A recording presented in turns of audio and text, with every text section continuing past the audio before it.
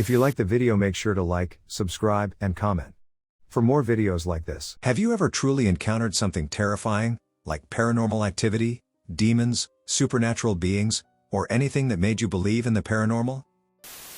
I take it back, I now believe in the paranormal. I shared here before asking for proof of the paranormal, as in ghosts and hauntings. In the USA, I've been to many haunted places and never seen or felt anything. I've been in Mexico City for a few weeks, and I've experienced some unusual occurrences. I was walking from a bar at 2:30 a.m., and I got this feeling like someone was watching me even though there was no one on the street.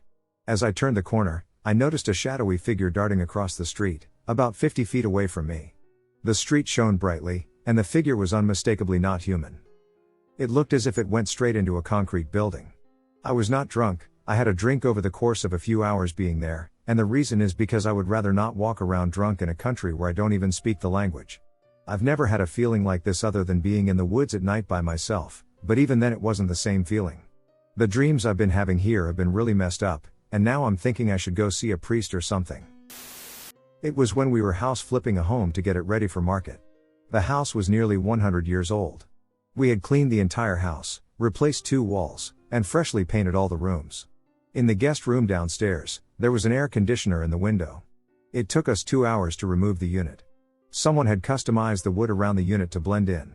We carefully removed that wood so as not to damage the window. It began to storm, so we stopped for the day. The next day, we finally managed to remove all of the wood that was holding the unit in the window. We lifted it out of the window and placed it in the scrap pile. We cleaned the window, closed and locked it, and went on to other projects. The next day when we arrived at the house, someone had picked up most of the stuff we had sitting at the curb, or so we thought. We go in, and I go through the house to the room to sweep the floor, and guess what? The air conditioner, along with all the wood and other items we had removed over the previous 2 days, had returned to the window. Every nail that I had removed from the wood, some bent up and some broken, was right back in the wood around the unit. The hair on my neck stood on end when I saw it. The feeling was so overwhelming that I literally ran out of the house. This is when I became a believer. Since that day, other strange things have happened. It's like that experience started something that to this day, I can't explain. Just talking about it here, right now, is uncomfortable. Mirror in the hall. This is a genuine account of an incident that occurred in my life at the age of 17. I was born in Russia, and we have a tradition, perhaps it exists in other countries too, that if someone passes away, all the mirrors in the house need to be covered for some time. After my grandfather's passing, we organized the funeral, and a few days later, our apartment was filled with people. My mom and other women were bustling around in the kitchen, preparing snacks for the guests. At the end of the kitchen hallway was a big uncovered mirror. Everyone left the kitchen and went to the living room, and I decided to go to the bathroom. On my way to the bathroom, I glanced into the mirror and saw my grandfather standing in the kitchen behind me, as if nothing had happened. For a brief moment, I was unaware of what had transpired, but suddenly, a chilly feeling enveloped my body. I quickly turned away from the mirror, and of course, no one was in the kitchen. Naturally, I was filled with fear and rushed back to the room. I told my mom about it, and she covered the mirror. It's been 10 years since that day. I've long since left Russia, but that day, that moment, I remember as if it were yesterday. I am 100% convinced that I saw his spirit. My haunting experience. Shortly after moving into our home, we started experiencing paranormal activities. Our house is not old, it was built in 2010, so it has very little history. Most of the things that happened would happen at night. Things like voices and really hard slams against the walls. I'm not talking about the house settling, it would sound like a football player hit the walls at full force. On 2 separate occasions we came out of our room in the morning and all the pictures on the walls were on the ground. 4 pictures of different walls. Both my mother and friend spent the night on our couch and said that someone was walking around the house all night waking them up, and they thought it was me. But I was in my own room all night. I have prosthetic legs, so it wasn't me sleepwalking. Lights turn off and on for no reason. And lastly, the one that bothered me the most. My son was 5 years old and would often talk to an imaginary friend he called the cowboy. These weren't one-sided conversations either. I would listen in while he was in his room, and he would pause to reply. There were normal breaks you would have as if they were going back and forth. I once asked my son where the cowboy came from, and he said, he followed us from Arizona. My in-laws live in Phoenix, we live in California. We visit twice a year normally. I befriended my neighbor, who is an old lady that happens to write metaphysical books for a living. I helped her with some chores, mowing her lawn, stuff like that. After finding this out, I jokingly told her about our situation, and she said she'd take care of it. We stopped having problems after that. My son said the cowboy came to him and told him goodbye. So back in 2017, my wife, girlfriend at the time, and I were living in this house as young adults, 19-ish years old. I was smoking weed, not even good weed, TBH, just some mid, and we were watching something on TV. My wife wasn't smoking. The TV is hanging on the wall. To the left of the TV is the hallway. The left side of the hallway is the bathroom, the right side is the spare bedroom, and straight back was our bedroom. While watching TV, I noticed a black, shadowy figure glide through the bathroom door, glide across the hall, and go into the spare bedroom. Obviously, it didn't open any door, it just went through them. The figure was roughly 5 feet tall and broad-shouldered. So, I see the figure appear and disappear.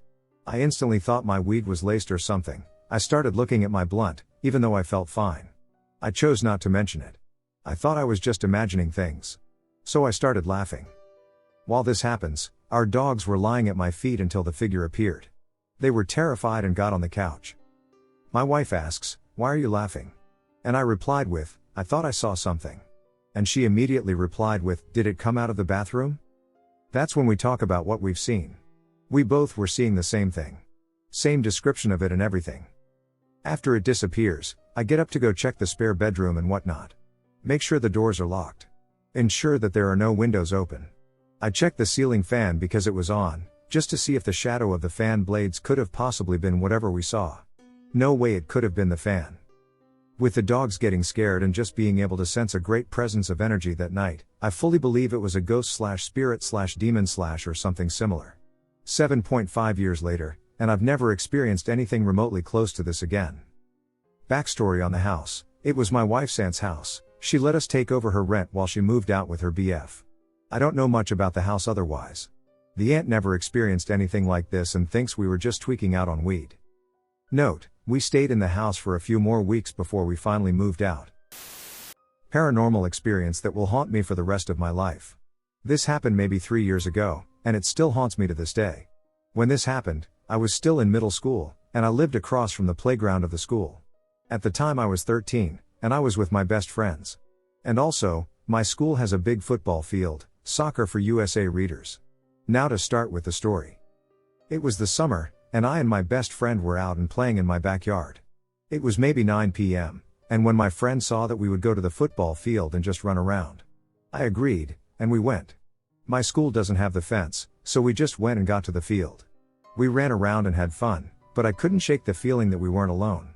I asked the friend, and she said that I was just in my mind and to relax. So I did. We had fun for maybe 5 minutes, and I stopped in the middle of the field.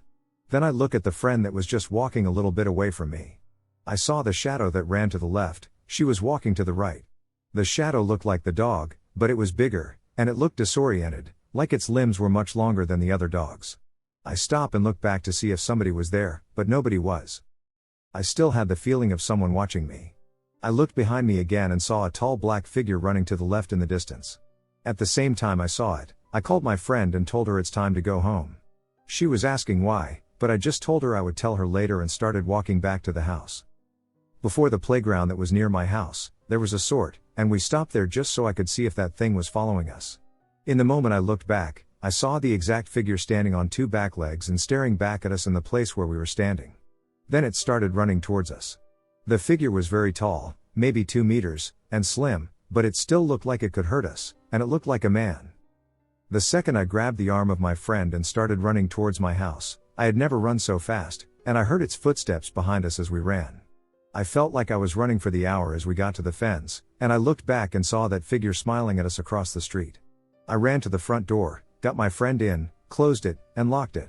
I looked back at my friend and just breathed. I asked her if she saw the same thing, and she said yes. I couldn't say what I saw to my family because they would think I was crazy.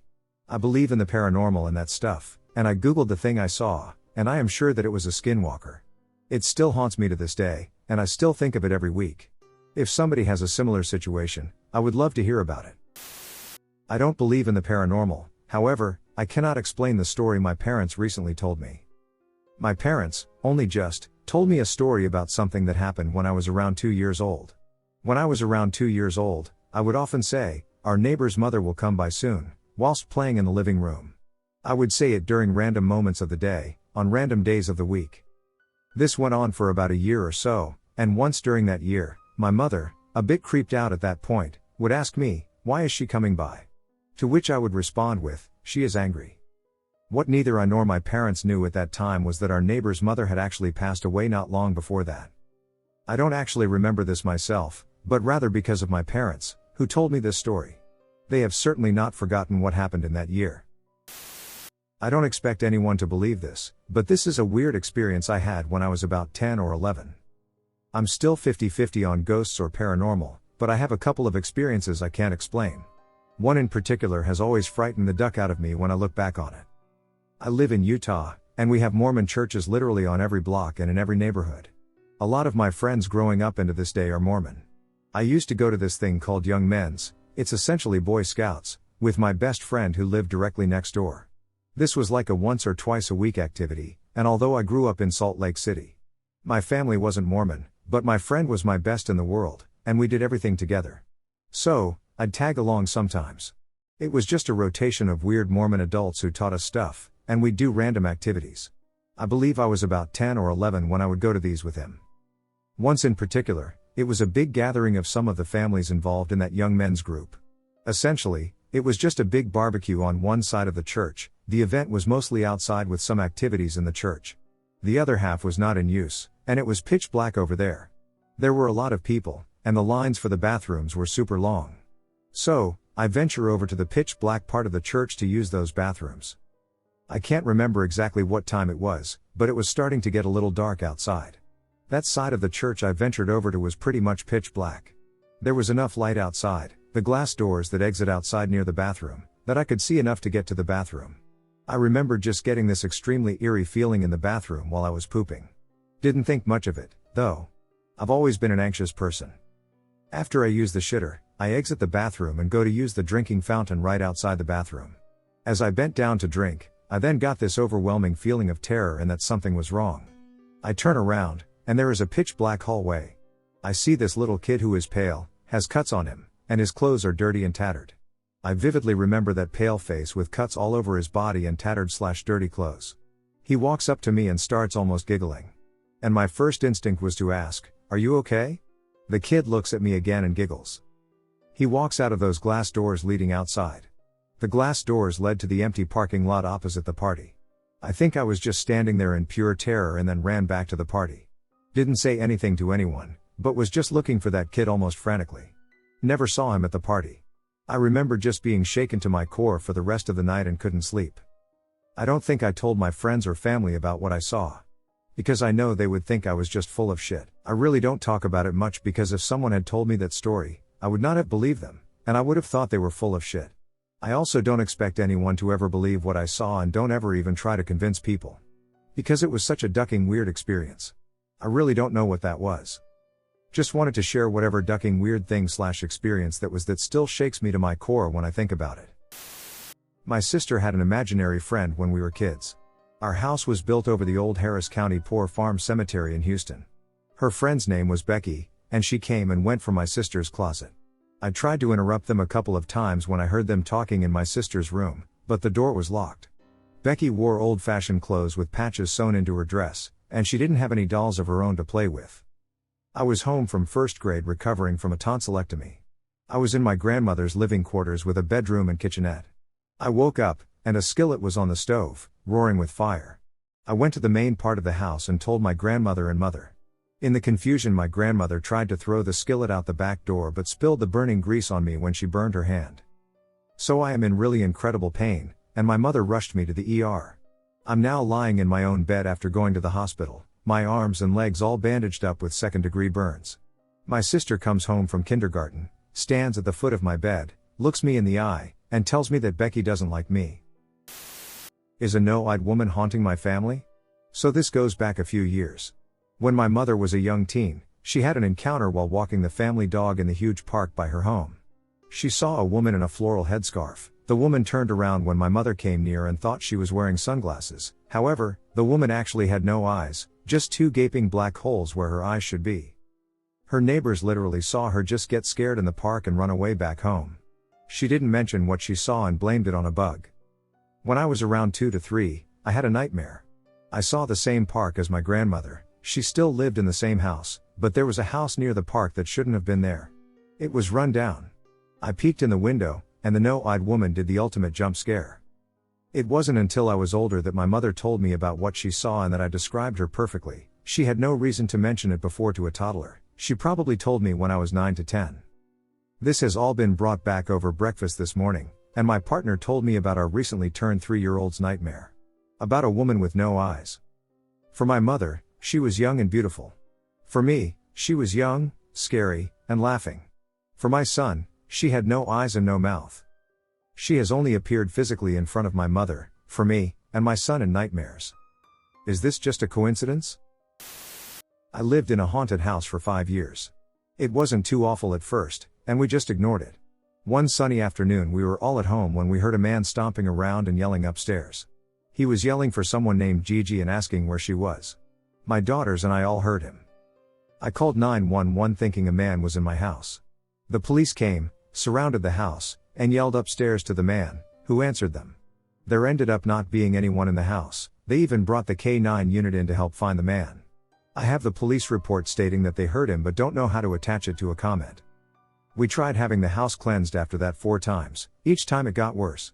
We left in the middle of the night and never slept there again. I know the fact that the police heard him isn't proof that the house was haunted, but it's proof that it was an intelligent entity and it answered them. Everything else we lived through there is proof enough for me. I think there was a ghost messing with me and my family for a bit. I saw it.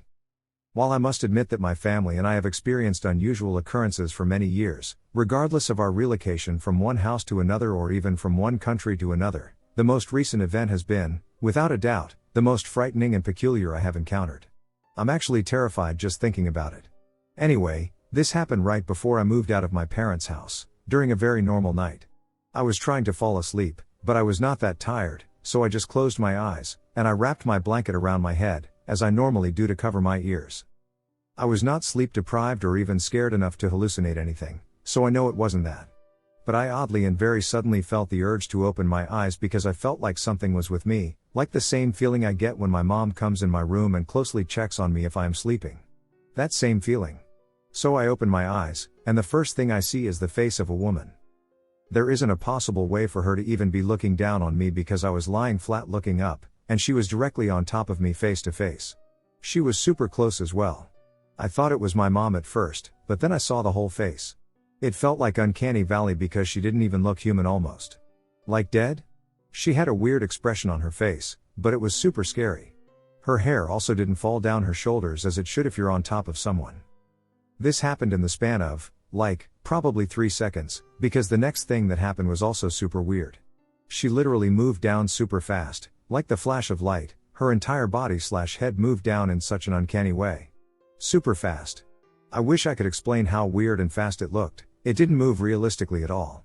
I'm being so descriptive because her face is imprinted in my memory, and it scares me. After that I froze. I was so scared. I had such an adrenaline rush that I uncovered my blanket from my head and looked around. Nothing, though. I don't even know how I fell asleep after because I swear I was terrified. This was the worst thing I've seen in my life. Also, to add, once I moved out of my parents, my siblings and my mom told me that they were having some weird experiences. My sister heard my other sister's voice calling her name multiple times right beside her, but when she checked on her, she was fully asleep. My mom heard my 2 sisters running up and down the hallway laughing, but when she walked out, they weren't there at all, and the lights were off. She checked the time, and it was 3 a.m. on a school night, so there was no reason why they would be up. She asked them about it in the morning, and they said they were absolutely asleep early, so it wasn't them. I explained to them what happened to me after they told me that, and honestly, we all felt super weird about it. Nothing has happened again, but I'm just writing about this because I really need someone to hear about it or try to explain what happened. Demonic paranormal encounters. Can someone help? I have no idea how to start the sentence off, but I'll go ahead and say it. For the past few years, ever since I moved from Texas, I've been encountering paranormal activity from where I live to where I live today.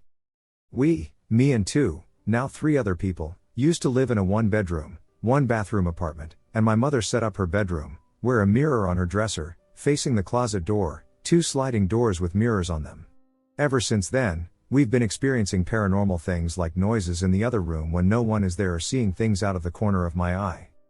During COVID, I was remotely learning, and no one else was home. I was sitting on the couch with my laptop on my lap, and the doors in the bathroom, what sounded like they opened and closed violently, like someone was upset and was looking for something. Whenever I went to go check it out, the same thing happened in the kitchen. Upon inspection, I noticed that a few cabinet doors were slightly open, which had not been the case before that encounter. Another encounter I had was at my family's new apartment, almost a year ago. It was after dark, around 9 o'clock to 10 p.m., when I got out of bed to get some water. My sister and her fiancé were staying with us at the time, and they recently had a child. When I went into the living room, where they were lying, it's a 2-bedroom and 2-bathroom apartment, so there wasn't really anywhere else for them to bunker down. I saw a tall shadow figure with a top hat hovering over the baby's crib. Thinking I was seeing things, I grabbed some water, and when I was returning to my room, the shadow disappeared. That very night, my family got into a giant argument. The last encounter happened last week. I took a quick nap and had a demonic nightmare. I was spending time with other realities whenever someone walked out of the bathroom and sat on the couch. They then say, "Do you see that?" Pointing at the ceiling. I respond, saying, "What?" As they repeat themselves, I look up, and I see images. It's hard to describe, but it was like white, ghost-like faces that morphed into a ghoul-like face. While that happened, I heard whispering in my ear. I don't know what it said, it sounded like Latin or someone speaking tongues. After I woke up, it stopped. There are many more encounters I can list, but it's getting a bit long. With that being said, does anyone know what these encounters could mean, and or if there's something I can do to get rid of this demonic energy? I'll take any help I can get. My grandmother's creepy story. I have had many paranormal encounters, but let me first share this one with you guys. My grandmother was not a believer in ghosts or the paranormal. She was an atheist and stood by the belief that once you're dead, you're dead. However, she shared a ghost story with me that didn't happen to her, but it happened to her mother. This took place during the Depression. My great-grandparents, to bring in extra income, rented rooms out. One of the renters was a Swedish family from Minnesota. The family had only one child, a son. I don't think my grandmother or her siblings played with him because she didn't talk much about it or have any stories about him. One day, my great-grandmother was outside on the porch sweeping the porch and saw the boy sitting on the steps. He was laughing and hugging himself, and my great-grandmother was curious and asked him why he was acting that way. The boy said to him, "I dreamed I took a cold and died." That's all he said. My great-grandmother relayed that she thought he was just being weird and didn't think anything of it. Sometime later, the family ended up moving back to Minnesota, but they kept in touch with my great-grandmother because she was also of Swedish descent and could speak the language, so it was a no-brainer that they'd connect. About a month after they moved back to their home state, they wrote to my great-grandmother telling her that their son had caught pneumonia and had, in fact, passed away recently. That was the only time my grandmother was creeped out by something like that. The encounter that convinced me. My family and I were recently on a trip in Glasgow. We stayed in this fantastic hotel that had clearly been established for a long time. The first night, I woke up, though not really abruptly, to what I can only describe as a presence. I heard distinctly, and by that I mean somehow the words entered my brain, but it wasn't quite a voice per se, someone say, "I'm watching you." However, it didn't feel frightening in any way. It was absolutely a matter of fact. I don't have any other experiences like this, and I've always thought of myself as a big scaredy cat, so I have no idea how I fell back to sleep. Not only that, I woke up the next day feeling great and didn't even remember to tell anyone. The morning following the next night, my mom, who was sharing the room with me, said at breakfast, "You all aren't going to believe me, but I swear someone was in our room last night." I remember thinking, just be still and let them finish whatever they're doing. Needless to say, this jogged my memory, and I relayed my experience. The fact that we had 2 independent experiences in the same room kind of confirms for me that something is in that hotel.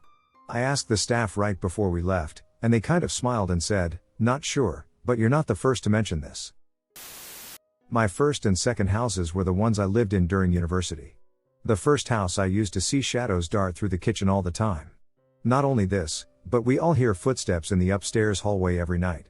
We always thought it was each other, but everyone swore blind that it wasn't. We would wake up to find the basement door open and the light on, as well as drawers in the kitchen and one of my roommate's bedrooms wide open. The second house I lived in, the living room was offset to the road level and slightly down. This was where I would see shadow people absolutely everywhere. Would hear footsteps all night. It all peaked for me on 2 occasions. Despite my shelf being level, I would also come to my room and find all of my belongings from the shelf on the floor. I tried to do everything to disprove it, but that thing was level and unmovable. One night as I was just going to sleep, I heard a loud exhale on my ear, so loud it made me shiver. I sat bolt upright and saw a shadow figure standing over me that just faded away. The second I was in the bathroom, the door handle just started rattling, as if someone was trying to open a locked door. Me thinking it's my housemate tells them to go away, but it got more and more vigorous. I jump up and open the door, and there's nothing there at all. I finish up, and as I'm washing my hands, I hear giggling, like a child giggling. I go around the house, all my housemates asleep in bed. I know each and every person I lived with had their personal experiences in those 2 homes, but we never felt threatened. Mostly, we heard voices and felt as though they were attempting to capture our attention. I went to university a complete skeptic and left a believer. We moved into a haunted, unknowingly, 4-family apartment. It wasn't mentioned when we signed for it. My son was so terrified one night and wouldn't stay in his bed. We cleansed the space. He described seeing a creature as a scary crawling/backwards frogman. Some weird stuff would happen in his room, ours too. His toys went off randomly and in sync. Sometimes loud thuds sounding like someone dropped a heavy bag in the center of the room would wake him up. It woke me up one night as it happened right next to my ear. I asked neighbors living below us, as I thought someone fell, and they said they heard it too. The landlord came over to fix the stove and told me the backstory. She cleansed the space a couple of times before we moved in. Some tragic stuff happened in the apartment. We cleansed it repeatedly. Bible verses and all. My husband and I alternated nights staying with him and slept on the floor, or he fell asleep in our room. The energy neutralized over time, and there were no more sightings of frogman, but he didn't ever like being alone in his room. He'd run to ours. We were finally able to move, and now he sleeps in his bedroom without waking throughout the night.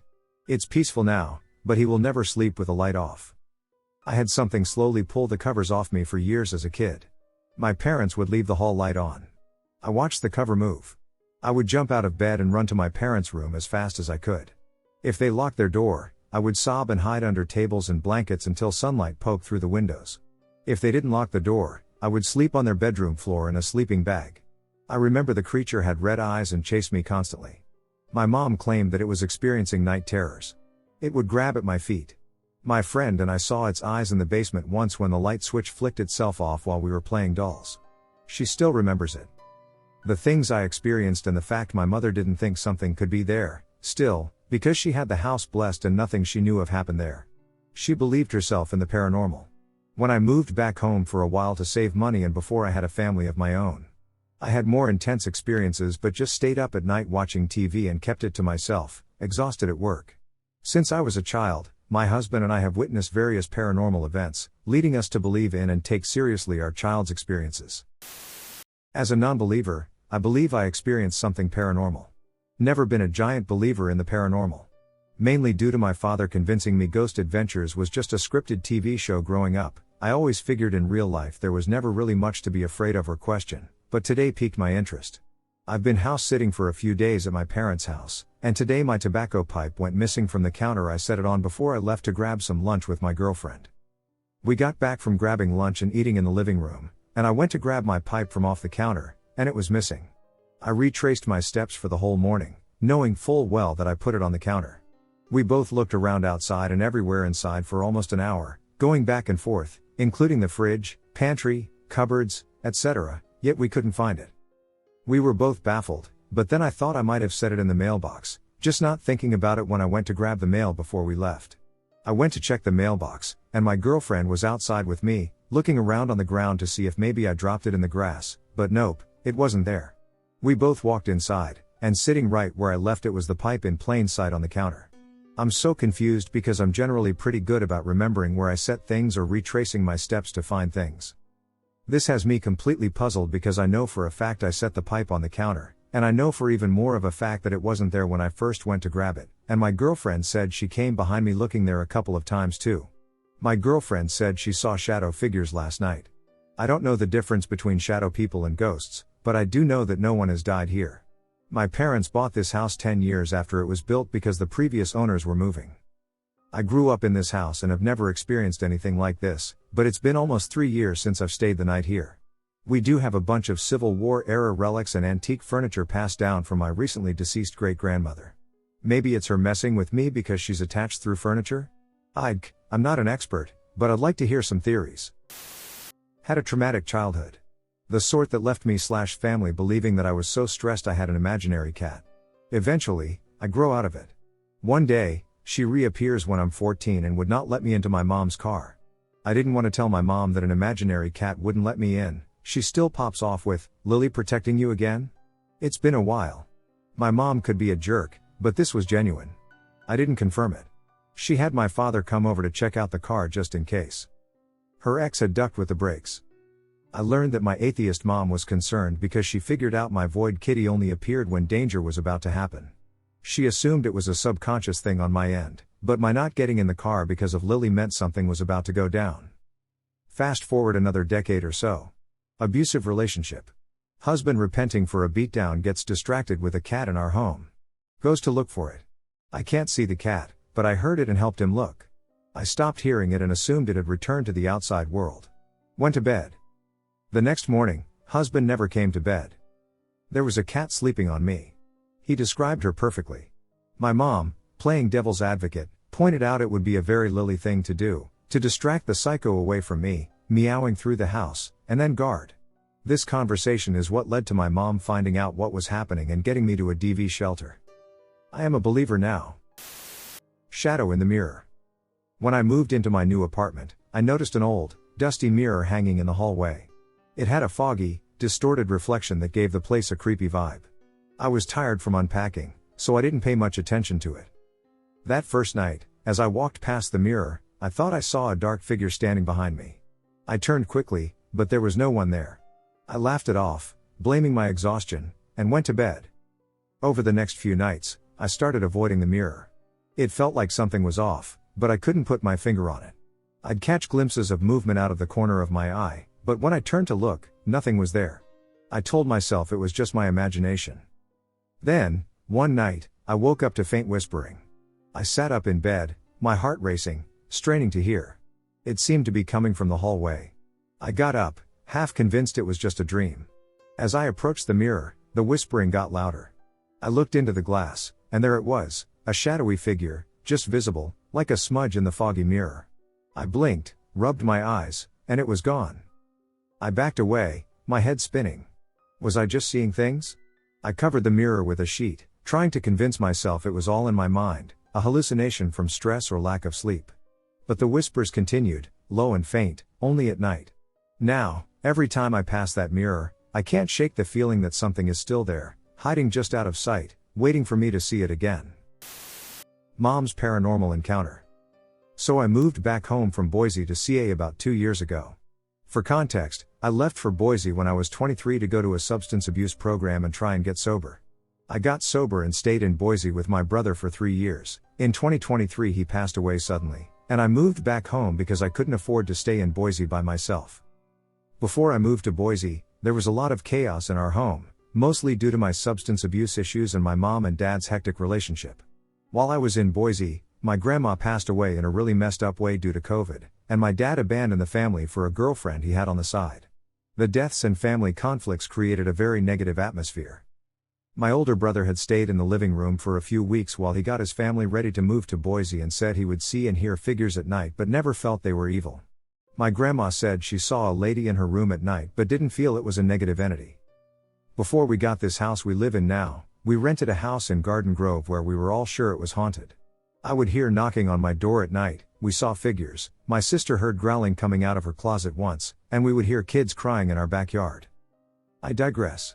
Anyway, a few days ago I was speaking with my mom about all the stuff in the Garden Grove house, and she said that after my dad had moved out, one day after my younger brother had gone to work, she came out of her room to use the restroom and saw my brother sitting on the couch.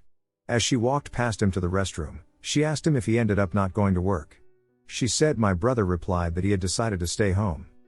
Later when my brother came home, she was confused and told him about the interaction she'd had with him earlier, to which he responded that couldn't have happened as he was at work all day. Another time she came out of her room again at night to use the restroom and said she saw a person lying in front of the fireplace covered completely with a blanket. My sister has friends over all the time, and she just assumed it was a friend who passed out in the living room. The next morning she scolded my sister for letting her friend sleep on the floor in the living room, and my sister said she didn't have anyone over. I haven't had any paranormal experiences in this house, but my family has always been plagued with paranormal activity. My mom's dad was into occult practices back in Mexico. She claims that he lost his mind in prayer to the devil, was once wealthy but lost everything, and would go out to the fields at night to beg the devil to return his riches. When we were kids, I remember my older sister suddenly started having these episodes where she would start hallucinating and saying that my dad was the devil. Desperate after dealing with this for a while, my parents took her to church one day, where the pastors performed a cleansing ritual, and the hallucinations stopped. There's a lot more stuff that has happened, but the two experiences my mom told me about really tripped me out. I wonder what she saw during those experiences. Shadow people, kids. In my life, I've seen and heard some weird things, like most. However, I've only encountered shadow people at my friend Corey's house. This occurred when I was a kid that would stay the night at my friend Corey's house. I lived in southwestern Ohio at the time. My friend's house was more in the sticks. His house was practically in the woods with a small creek behind it. He and I would sleep in this second living room, which was mostly used for storage. Several times I can recall waking up in the middle of the night. I'd get the feeling we weren't alone, and I noticed something darker than the dark move from behind a table to a stack of boxes. When I looked in the direction, I saw 2 to 3 shadow kids darting back and forth, peeking out from behind whatever objects they were running behind. They never got too close, they always kept some distance. The first time I thought I dreamt it until the next night it happened again. This time I knew it was real when I saw the same 3 figures start darting around again. I had no flashlight, and cell phones were still years off, so I was stuck there. I tried to wake my friend, but he was a deep sleeper. The next morning I told him what I'd seen, and he already knew. He just said to try to ignore them and keep on like you're sleeping. I ended up seeing the 3 figures a few more times, but they were only in that one room at very late hours. My friend's property must have had some kind of weird energy or something to it. This wasn't the only weird/scary thing to happen while staying there. We also had a night where something growled and smacked a pop-up camper we were staying in. This occurred from 1999 till 2002. First encounter with a ghost. In all of my days I've never encountered ghosts or anything supernatural, but yesterday it finally happened. Despite actually never seeing a ghost, I've always been a big believer in the supernatural. I was at the Cave of the Winds in Colorado and was doing the Haunted Lantern Tour. For context, Cave of the Winds has a very dark past, and I believe it has to do with the fact that the land it sits on, specifically Williams Canyon and Cavern Gulch, is considered sacred Native American land.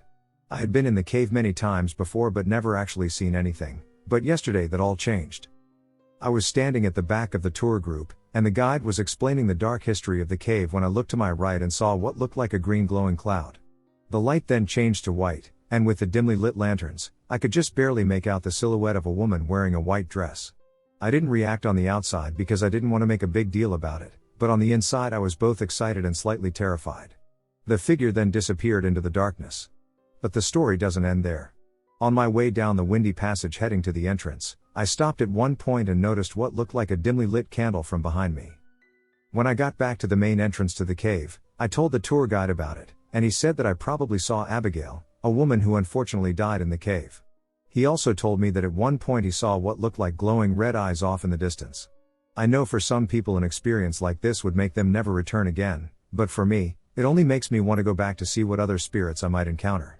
Call me crazy all you want, but I'm certain I saw a ghost while in the cave. Mimic encounters. Spirits have occupied my house for as long as I can remember. My mom has had paranormal encounters her entire life, so I think she is the person they all gravitate to the most. I try to ignore things I hear in my house because it freaks me out. I don't really care about elsewhere, but I don't want to hear or see stuff in my own home, which I have many times before. Anyways, that's just to say that I feel I don't experience as much because I have shut my mind off to the idea of it. I try to block it out, like when I'm downstairs in my basement changing laundry at night or something, for example. Recently, my parents and I were all home. I was in the kitchen, and my mom was in the other room. My dad was walking out of the kitchen into the room with my mom and calling her name to get her attention. I heard what sounded like her voice respond yes in a silly light voice that my mom would use, but maybe not in that moment, because when my actual mom answered, she was kind of pissy and had a nastier tone. I heard it and immediately asked my dad if he heard it. Nothing. Just me. I heard it in the same spot in the hallway, and a few days later, my mom heard my voice call out for her, Moum. Urgently. Turns out I wasn't even home when this happened. I was at the gym. My mom thought I had come home early and snuck into my room. She called me immediately to make sure I was okay and not in danger, as that wouldn't be off the table for her to hear if I were. She is very spiritually in tune and can sense a lot of things while or before they're happening. It was weird. Years ago, near that very spot, right behind my door leading to that same hallway, I was in my room alone with no background noise, and I heard my recently deceased great-aunt go, "Hi, my name," in her unmistakable twang and voice. I was so spooked I got chills down my back and hightailed it into my parents' room to tell them what happened. This is all just to say we have a mimic thing going on in my house, and I wish we didn't. Mimic is the creepiest thing they do, which we are lucky. It could be so much worse, besides audibly moving things around occasionally. Like one time we were sitting in the kitchen and heard every single one of our heavy dining room chairs being pulled out and scraping on the hardwood floor. We went into the dining room, and all the chairs were out as if someone just did it, and we heard the whole thing just looking at each other with wide eyes. We hear our front door open and shut a lot too randomly. So much more has happened in that house. My mom sees a lot of stuff that I thankfully do not see. But we all kind of just go about our business or tell them to stop if they're creeping us out. I'm hoping the recently amplified activity doesn't keep up. Something strange that happened to me as a kid, still don't know what to make of it. I wanted to share something weird that happened to me when I was a kid, around 8 or 10 years old, sometime between 2008 and 2010. It wasn't terrifying or anything, just strange. I still think about it occasionally, and I've never really been able to explain it. I've searched for years for similar stories, and while I've found echoes of them, nothing matches exactly. Not even ChatGPT can give me the answer. Maybe someone here can help me make sense of it. That summer, I was staying at my aunt's house, far away from the city. My parents were working, and my aunt and her family were away on holiday, so I was alone during the day. The house is in a quiet area. Back then there weren't many houses around, and the property had a big fenced yard. The front gate couldn't be opened just like that, it only opened from outside with a key, so we usually just kept the front door of the house open for fresh air. It felt safe. I was inside watching cartoons when I suddenly heard footsteps or movement right next to the entrance door. That startled me, so I got up to check. When I looked outside, I saw a little girl standing just outside the open door, at the top of the stairs. She had very light blonde hair and looked around my age or younger. Normal clothes, nothing unusual about her appearance. I don't remember her face clearly, but I do remember how bright the sun was on hers. She didn't feel scary, she seemed just calm and kind of quiet. I asked her who she was and what she was doing there. She told me she was from around the neighborhood, no name or actual details. At the time, I didn't question it, but later I realized that didn't make much sense. I invited her to come inside and watch cartoons or something, but she politely refused. We talked for a few minutes. I wish I remembered the exact words.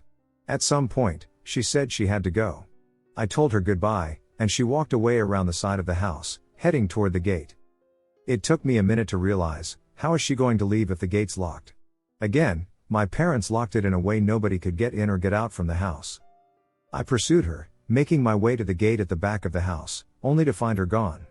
The gate hadn't been opened. It was still locked. There was no way she could have left through it without someone unlocking it or something.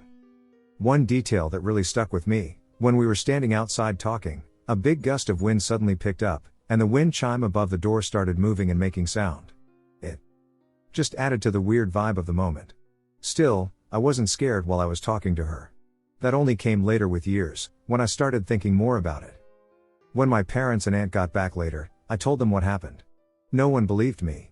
They said there were no kids in the area, no visitors, nothing like that. I know what I saw, though, and I know I talked to her. It wasn't a dream or imagination. I was a pretty sharp and grounded kid, and I remember how confused I felt when she was just gone. I still wonder about it. Why did she show up? Why didn't she come in, even though I invited her?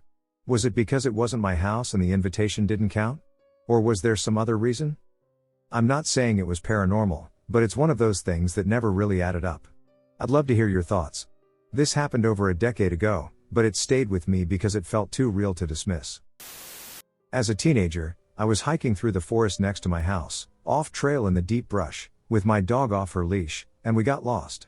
I'm not really concerned because it's early in the day, 9 a.m. or so, and I have cell reception, so I just kind of meander around looking for anything cool. After a few minutes, I start hearing a thumping sound, so I head towards it. Lo and behold, there's a guy in what appears to be a traditional Oktoberfest getup. I am in the American Pacific Northwest, not Germany. And it's spring, anyway, using a small hatchet to strike a 6 feet in diameter, 80 feet tall pine tree. My dog doesn't react to him at all, which at the time didn't seem strange, but in retrospect, usually she would run up to people, so it's odd that she didn't. I get ready to say hey so I don't scare him. I'm coming at him from behind, basically, and he whips around before I can get a word out, and in the strangest certainly not German accent I've ever heard, he says, "Lost, are ya? Lost, are you?" and smiles. His pronunciation, intonation, and volume were all over the place. I'm confused at this point, but I'm polite, so I say, "Yes, do you know how I can get back to the main trail?" And he stops smiling and goes back to hitting the tree with his little hatchet. I stand there for about 15 to 30 seconds before asking again and getting nothing.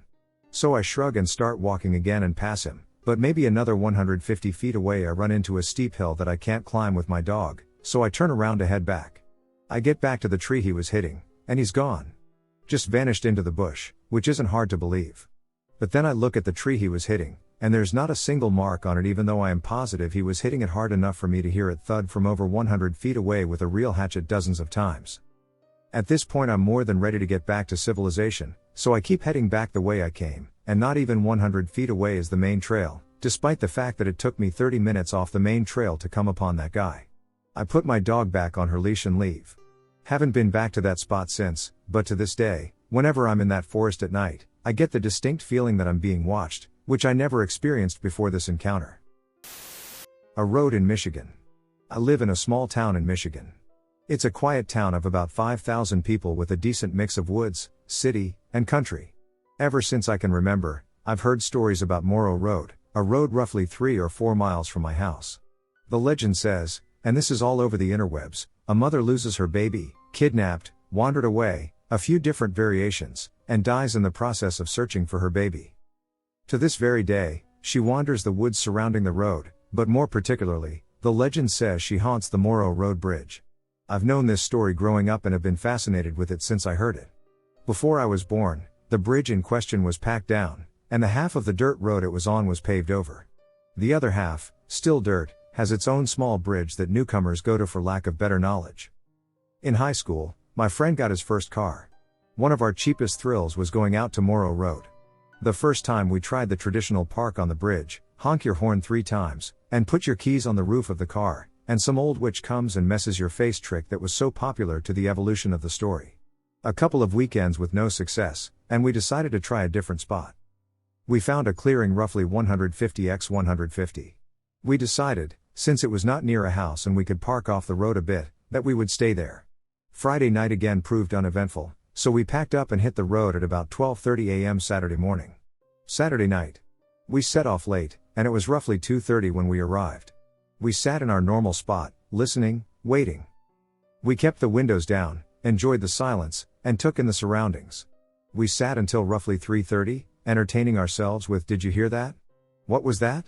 To our surprise, we heard the unmistakable sound of a baby's cry in the woods, near the road on the opposite side of the clearing. We left, unable to believe what we had heard. And we also noted it was 3 a.m. We went back again and again through the week, and we saw or heard virtually nothing out of the ordinary unless it was between 3 to 4. We laid off of the road for a year or so. He started college and only came home on the weekends, and I started a full-time job, so our trips were few and far between. A house had begun construction on the site where we liked to sit, and knowing that spot, I began to hear about all the mysterious setbacks the project had suffered. With new construction torn apart the next morning, a water heater explosion, and a couple of other incidents I can't remember. The house was finally constructed, and the new family that had it built had moved in. If only for a while. Never did know the family that had moved in, but I do know. They were only there for roughly 6 months. By this time, I had a shift change, and I was able to hang out on the weekends as late as I wanted. We started going to Morrow Road again, and we had our system down. We'd leave at 3 a.m., sit at the clearing in front of the abandoned house, and wait. First night out, I had a video camera, back in the day when they took those little tapes that you needed a VCR adapter for, and we recorded out of my passenger window, facing the clearing, with night vision on. We had thought we caught nothing until we reviewed the tape at home. What we caught was a shadow, like smoke, blowing into the middle of the frame. Our jaws dropped as it formed into a humanoid figure. And stood still looking at us. And blew away as it had come in.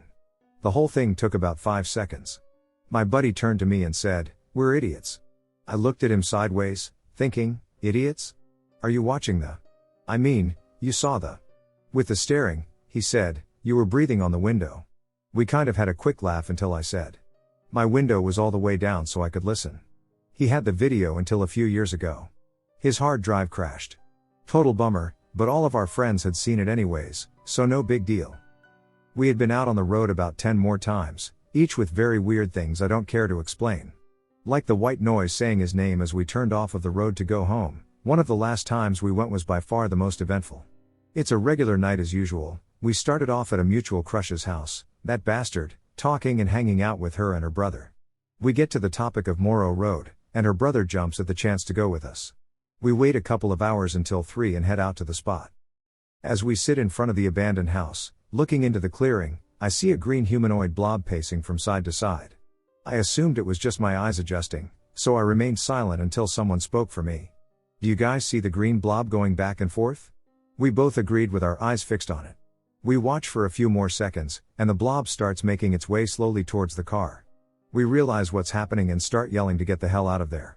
Though we really didn't need to, as the driver saw it walking towards us too. Once the car started, the blob started flying toward the car, like a Kenyan in full sprint. As we spun the tires and pulled away, the blob got to what I would say was about 10 from the car. We all saw a human figure. My buddy in the seat in front of me on the same side of the car said it looked as if it was wearing a gown. The blob followed us about 15 down the road and disappeared. I watched behind us as it did so.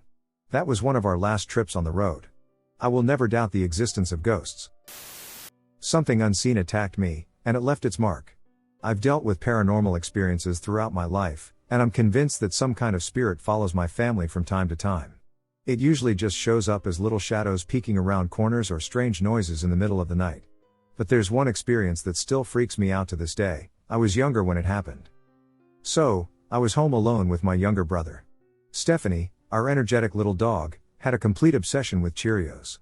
We didn't give them to her often because they weren't the healthiest treat, but she loved them more than anything.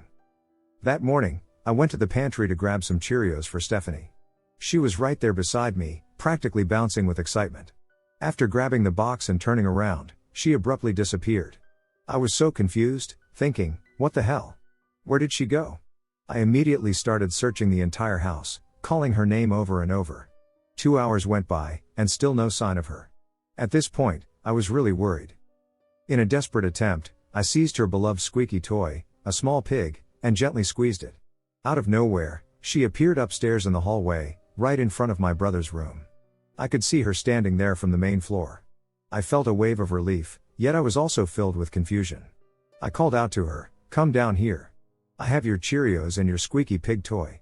But instead of coming to me, she started walking back and forth, crying like she was stuck or scared. I was baffled and getting a little scared myself. I kept urging her to come to me, but her crying only grew louder and more desperate. So, I started climbing the stairs, but the higher I went, the louder her cries became. I began to worry that she might be hurt or trapped, so I hurried up the stairs, my heart racing. When I reached the top, I suddenly felt something scratch down my back, 5 distinct fingers. It felt as if a hand had just grazed my back. I screamed in shock and bolted towards Stephanie, who was still crying in front of my brother's room. My brother heard me screaming and burst out of his room, totally freaked out, asking what was happening. I told him something had scratched me, and then, out of nowhere, we both started hearing this loud banging on the walls. We were completely terrified. Without thinking, I grabbed Stephanie, and my brother and I ran downstairs to the solarium, which had a glass door. We shut it behind us, thinking we'd be safe there. But then the banging started again, this time on the glass door itself. We could see right through it, and there was no one there. It was just us, but the banging was relentless, echoing through the room. We were both sobbing at this point, absolutely terrified. We called our mom, begging her to come home immediately. But she didn't believe us. She thought we were just imagining things or trying to prank her. Later, when things finally calmed down, my brother checked my back. Sure enough, I had 5 scratch marks running down my skin. They weren't deep, but they were definitely there. The spirit only physically attacked me once. It makes me wonder if another spirit entered my home that day. Something in the graveyard. I've been living next to this giant graveyard for around 2 years. It hosts around 50,000 graves. It's a beautiful place that I often visit just to walk around. So I had this awful day at work. This was about 12 years ago now, but I remember it so vividly. Horrible day, one of those days where I didn't want to go straight home and deal with all the home jobs. I wanted to avoid socializing, cleaning, and preparing dinner. Instead, I planned on driving to a mountaintop lookout where there's a cool ice cream venue, grabbing a cone, and watching the world drift by while I decompressed. But I took a wrong turn and ended up in the neighborhood surrounding the cemetery. I figured, duck it. It's quiet, and a cemetery walk would be the peace I needed. It was just dusk outside but plenty light enough that I could clearly see trees, houses, names on the gravestones, and if anyone else was around. I knew in about 45 minutes to an hour that it would be dark outside, but for now I felt comfortable. I parked my car and walked over the berm into the graveyard. This graveyard is massive, by the way. Without signs and streets, it would be impossible to find your way through this maze, and there was no way in hell I was planning on walking that far in. I just kept to the sidewalk where the berm and houses were while the mass of graves was on the left of me. I called my then boyfriend, crying to him about how awful my day had been, and he was trying to calm me down and talk me through my day. In my periphery to the left of me, I thought I saw a big black shadow. Maybe 50 meters in. It was only brief that I saw it or think I saw it. I wasn't sure if I saw what I saw, and had I left just then, I probably would have shrugged it off, but my fight or flight instincts kicked in. I was still on the phone but became extremely wary of what I thought I saw, if anything at all. So, I'm walking and looking in that direction while I'm still on the phone. My eyes were peeled just in case something happened. I definitely began to feel uneasy, and I'm now absolutely focused on anything that might be in there with me. I'm a woman, walking alone in a graveyard. I'm more concerned with a creepy guy skulking around than I am with anything paranormal, but I still feel very uncomfortable and on edge. As I'm walking and talking, but still looking in the direction that I first spotted the shadow, it appeared again. This time I'm staring right at it, literally watching it manifest. As if it collected this energy or particles and formed a giant, black mass. Just opaque enough for me to see the gravestones, it moved through but was much, much darker than the surrounding area. It was quite tall, much taller than the average human with no arms or legs. It was just a moving, black mass. It drifted through several gravestones for about 4 seconds, which is long enough for me to question whether or not I'm seeing things and then confirm, nope, I am definitely looking straight at this thing, and that is not a person. It was maybe a little closer than I saw it the first time. Not by much, maybe 40 meters now? 4 seconds is a really long time to see something and watch it move. I just stared at it, and I think I stopped talking on the phone completely. I don't remember what I thought at the time apart from the confirmation to myself that what I'm seeing is real. Then as quick as it appeared, it just vanished. Like a fog dissipating again. Instantly I got this image in my head that the next time I saw it, it would be right in my face. I quickly told my boyfriend I would see him at home, then turned and hurriedly walked to the car before leaving. I just feel like maybe something was looking out for me and sending me a warning that whatever that thing was, it did not have good intentions and I needed to leave. I don't remember being terrified while I was driving. I don't feel like anything followed me or was in the car with me. It definitely snapped me out of whatever mood I was in that day. When I got home, I told my boyfriend what happened immediately, and he shrugged it off, saying it must have been me hallucinating since I was super emotional. I was really irritated at that response. I know what I saw, and I'm usually a really calm, rational person, so there's no way I just got so carried away with my emotions that I started seeing things. That felt like such an unreasonable response to me and invalidating. I lived with my uncle at the time and told him what happened and how I was really disappointed with my boyfriend's response. That's when he suggested that maybe I saw something because I was emotional and vulnerable. Perhaps I had let down my guard, attracting it to me. The more I think about that incident, the more that just feels right. I think whatever it was seemed curious about me. Maybe I did have my walls down, I don't know. But I doubt that whatever it was had good intentions. I'm just glad to not have any lingering experiences with whatever that was. It's been so many years, and I remember it so vividly, and I'm always racking my brain wondering what the hell that thing was. I've even considered talking with psychics about it just to hear what their opinions are. Just curious about your guys' thoughts and wanted to share my experience. Any idea what this might have been? I've been wanting to share this experience for a while now, so I might as well take this opportunity. I've been babysitting for this family for 2 years now. The kids are 2 girls, A is 10 and Y is 7. This happened around September last year. The family lives in the countryside with horses and a farm about a 5-minute walk away. There are other houses nearby, too. On this particular night, it was windy and rainy, and Y was fast asleep while I was struggling to get A into her bed. It was around 10 p.m., and her mom was due back soon, so I was aware she'd be annoyed if she was still awake. I asked for a bedtime story, which I was happy to do. She climbed into bed, and the family dog decided to join her and jumped up into the bed too. Around 20 minutes later, A was getting pretty close to falling asleep when I heard the sound of the front door opening, followed by the inner boot room door opening too, which had a distinctive squeaking sound. The dog instantly jumped off the bed and ran downstairs barking, which in turn caused A to sit up and ask, "Is that Mummy?"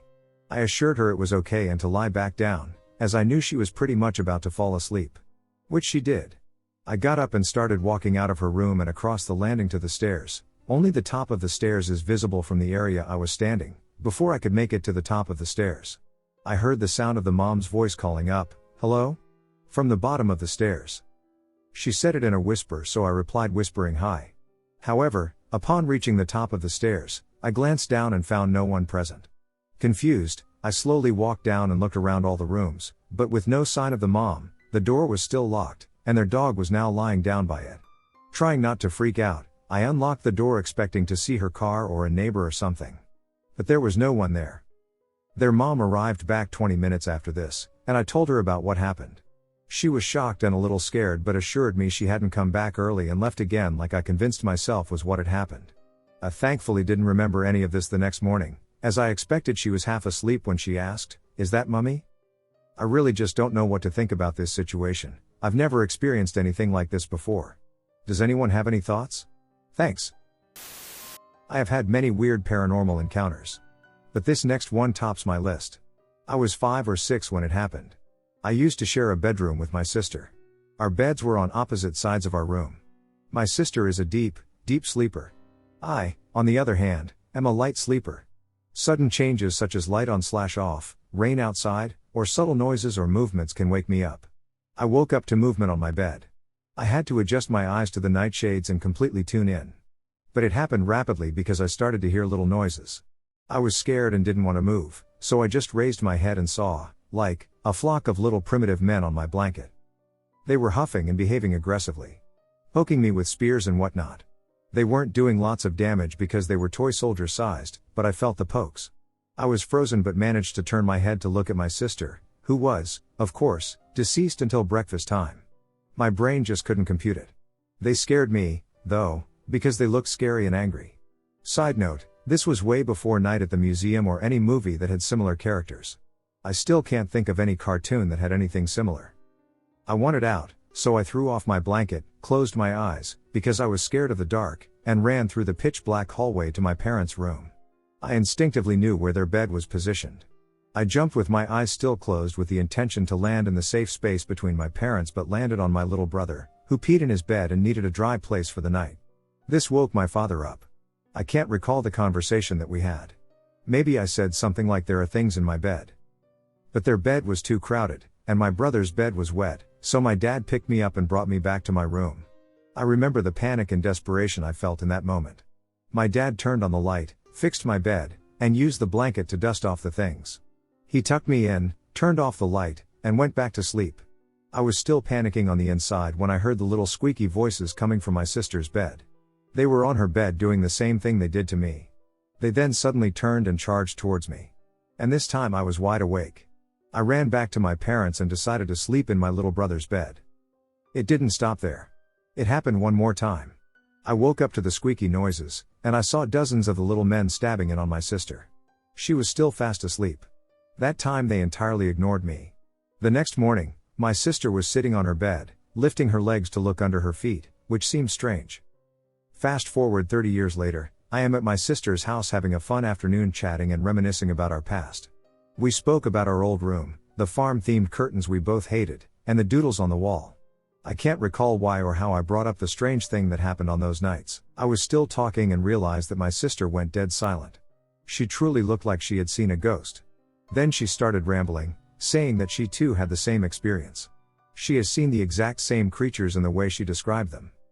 Then she sat down and lifted her feet, and I saw a bunch of small dot-like little scars. She told me that the creatures did that to her. She can also recall that she was wide awake and she also ran to my parents and that my dad handled it the same exact way. To this day I don't know how to process this.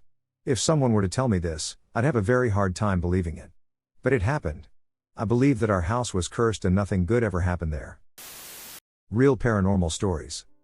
Back in July 2013, my boyfriend, my 2 small children, and I moved into our new home in a small hamlet in NY. Our first few nights we spent here were before our furniture was delivered. We had air mattresses and a pack-and play for our 1-year-old and a baby monitor, sound only. The first night I woke up to the sound of a little girl playing coming over the baby monitor.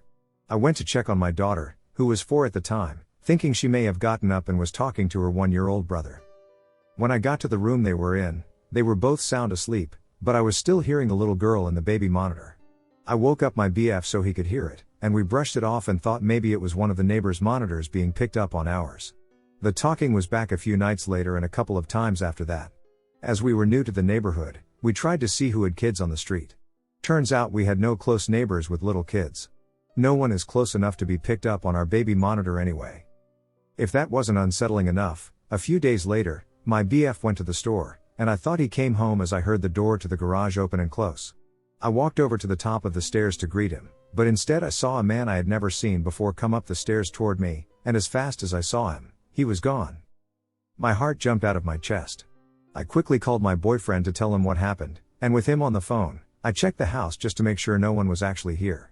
Over the next several years, and still to this day, we would have our doorbell ring with no one there, see people walk by our windows and doors, our bedroom lamp turning off by itself, bedroom doors closing by themselves, and many voices randomly during the day and night. Fast forward a few weeks and my friend Ely came to visit. I told her about the girl's voice that I had been hearing and the man I saw. We decided to get out an SB7 and recorder to see if we could get any spirit activity.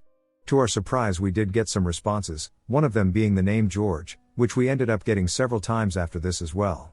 For a few years, anytime we heard something strange, we would just say hi George and brush it off. In June 2017, my now husband was taking one of our kids to the doctor while I waited with my 1-year-old for our other kids to get off the bus. Somehow when I closed the door, 1-year-old in my arms, our door locked. It was a deadbolt lock, so I'm not sure how that happened without someone being inside, but I believe it happened for a reason. I left my phone inside, so I had no way of calling my husband to bring us a key. After the kids got off the bus, we walked up to the neighbor's house to use their phone. While we waited for my husband to get back, we sat around chatting with the elderly neighbors as the kids enjoyed some ice cream they gave them. When my husband finally got back, he came up and joined the conversation we were having. Then out of the blue our neighbor brought up that in the 70s a man that lived a few houses down had fallen from his roof and died. Something told me this was George, but I didn't say anything at the time because not everyone believes in ghosts, and I didn't want them to think we were crazy, so I let it be. When I got home, I looked up the address to see previous owners. Sure enough, there was a George. So I put his name in the Google search, and it was him. The article said he died after falling from scaffolding while doing roof repairs. It was such a good feeling knowing that I had some validation. I still don't know why he's here, who the girl is, or who the other voices we've heard are. The encounter that made me believe fully. For years I felt that the paranormal was only something you saw in movies and TV shows. Don't misunderstand, I have consistently believed that these phenomena could indeed exist. I just never had something affect me so directly that I saw it as undeniable proof. It was now a few years ago. I was walking back to my room from my parents after talking to them. There are 2 halls in my house that connect in the shape of an L. My room is right at the joint with that L. As I entered the connecting hallway at that joint, I heard, obviously and very distinctly, my name whispered right into my right ear. It was clear enough that I could almost feel the breath on my ear. At first I assumed it to be one of my family members, but it was quickly ruled out as my 2 siblings were asleep in their rooms and nowhere near me. It was so startling to me that I jumped forward and spun around, slamming my back into the wall to look for who said my name. After calming down a bit, I realized another thing about this voice. It was the voice of a young girl. The only woman in my house is my mother, and she was in her room in bed reading, nowhere near me. I have no sisters, nor were there any other girls in our house then or now. It was a voice I didn't recognize either, so it wasn't me imagining someone's voice. There is no way to explain it for me. Even now thinking about it, I feel a chill up my spine. Since then I have not had another encounter like that in my home. I am unsure how to explain it when I heard it so clearly. Did I see a demon? I need insight. This is going to be extremely weird, but bear with me. This was something that happened 5 years ago. My ex-girlfriend and I talked about it once, and sometimes I feel like I need answers, so here I am. One time my then current girlfriend and I were at a friend's house. They had a neighbor woman that was an ex-drug user, probably was current. I always had the strangest feeling being around her. She would come over and join us drinking and such. One night, my girlfriend and I were at our friend's house. We were sober all night. Who owned the house? My girlfriend and friend were in the back room, and I was in the living room on my phone, sitting on the couch. I heard a knock on the sliding glass door. I turned my head to look outside, and the porch light was on, and I saw nothing but a lit cigarette in the porch light, but no one was holding it. I saw a dark shadow blob almost, and then there was just the glowing end of a lit cigarette at eye level. I turn away for a second to stand up, and our friend comes down the hall to answer the door knock, and in comes the neighbor woman. I convinced myself it was just dark out despite there being a bright porch light on. Fast forward to a few hours later. The atmosphere felt tense and unsettling. I've always considered myself to be more aware of the spiritual world than the average person, but nothing crazy, and my awareness was really heightened in the presence of this woman. In any case, she finds herself sitting in a chair in the darkest corner of the living room. The hallway light illuminated the couch opposite the chair where my friend and I sat. This woman was telling a story that I cannot remember, but it was weird. She was rambling and not making sentences that made sense and just started saying words in no meaningful order. During this, I felt as though my brain felt foggy and cluttered for no reason. In the blink of an eye, her face underwent a transformation. It was long, like abnormally long and thin. Pointy chin, dark eyes, and I couldn't see much of a mouth, but it was darker than the rest of the face. Keep in mind the face was not clear. It's like when you're in pitch black and your eyes adjust and you can see the outlines of objects in a room, except it wasn't that dark in the room. Her face was morphed, and her voice sounded different. She stopped talking. She appeared larger than before, with a shadow forming around her body, and I felt uneasy. However, I was overcome with a strong sense of responsibility to protect my girlfriend. I know this doesn't make sense, but it was a feeling that I cannot explain. I maintained my composure all while feeling like maybe I was crazy for seeing and feeling what I was experiencing, and I didn't know if my girlfriend was seeing what I was seeing. The woman maintained this form, but then our friend came from the hallway, and we turned our attention to her, and she turned on the light, and everything was normal. The woman looked like she did normally. We left shortly after that because within 10 minutes, my girlfriend said she felt nauseous and lightheaded. We got in the car, and she asked if I saw anything weird, and she proceeded to explain exactly everything I saw. She also told me that at one point, when I went to the bathroom right before we both sat on the couch in the living room, the woman was telling her she needed to separate from me that night. I was no good, and she needed to send me home and stay with our friend. I loved my girlfriend more than anything and had no bad bone or intention in my body with her. We both thought it was strange that the random woman we saw was trying to separate us from each other. We went to breakfast the next day, and both were thinking that we may have had a supernatural experience with what seemed like a demon. We went to her apartment and saged the living crap out of it and then never spoke of it again. I'm curious if anyone else has experienced something similar. Anyone in touch with the paranormal know what this could have been? P.S. This is probably unrelated, but also that night her dad's truck got broken into. Money and his keys were stolen. They live in a very expensive, lovely neighborhood, and it was just a weird coincidence. Her parents' house also has had some weird paranormal experiences despite being a new build. Story for another time. I'm convinced my house is haunted. Ever since my grandfather, who lived with us, became sick and after his recent death, my mother and I have noticed a drastic increase in unexplainable things happening inside our house. I always tried to write it off, but this night something happened that truly freaked me the hell out. For some context, we live in the province of Alberta, and our house was built in the 80s. To my mom's recollection, when she first bought the house 13 years ago, there were no reported deaths in the house or any history on the land it sits on.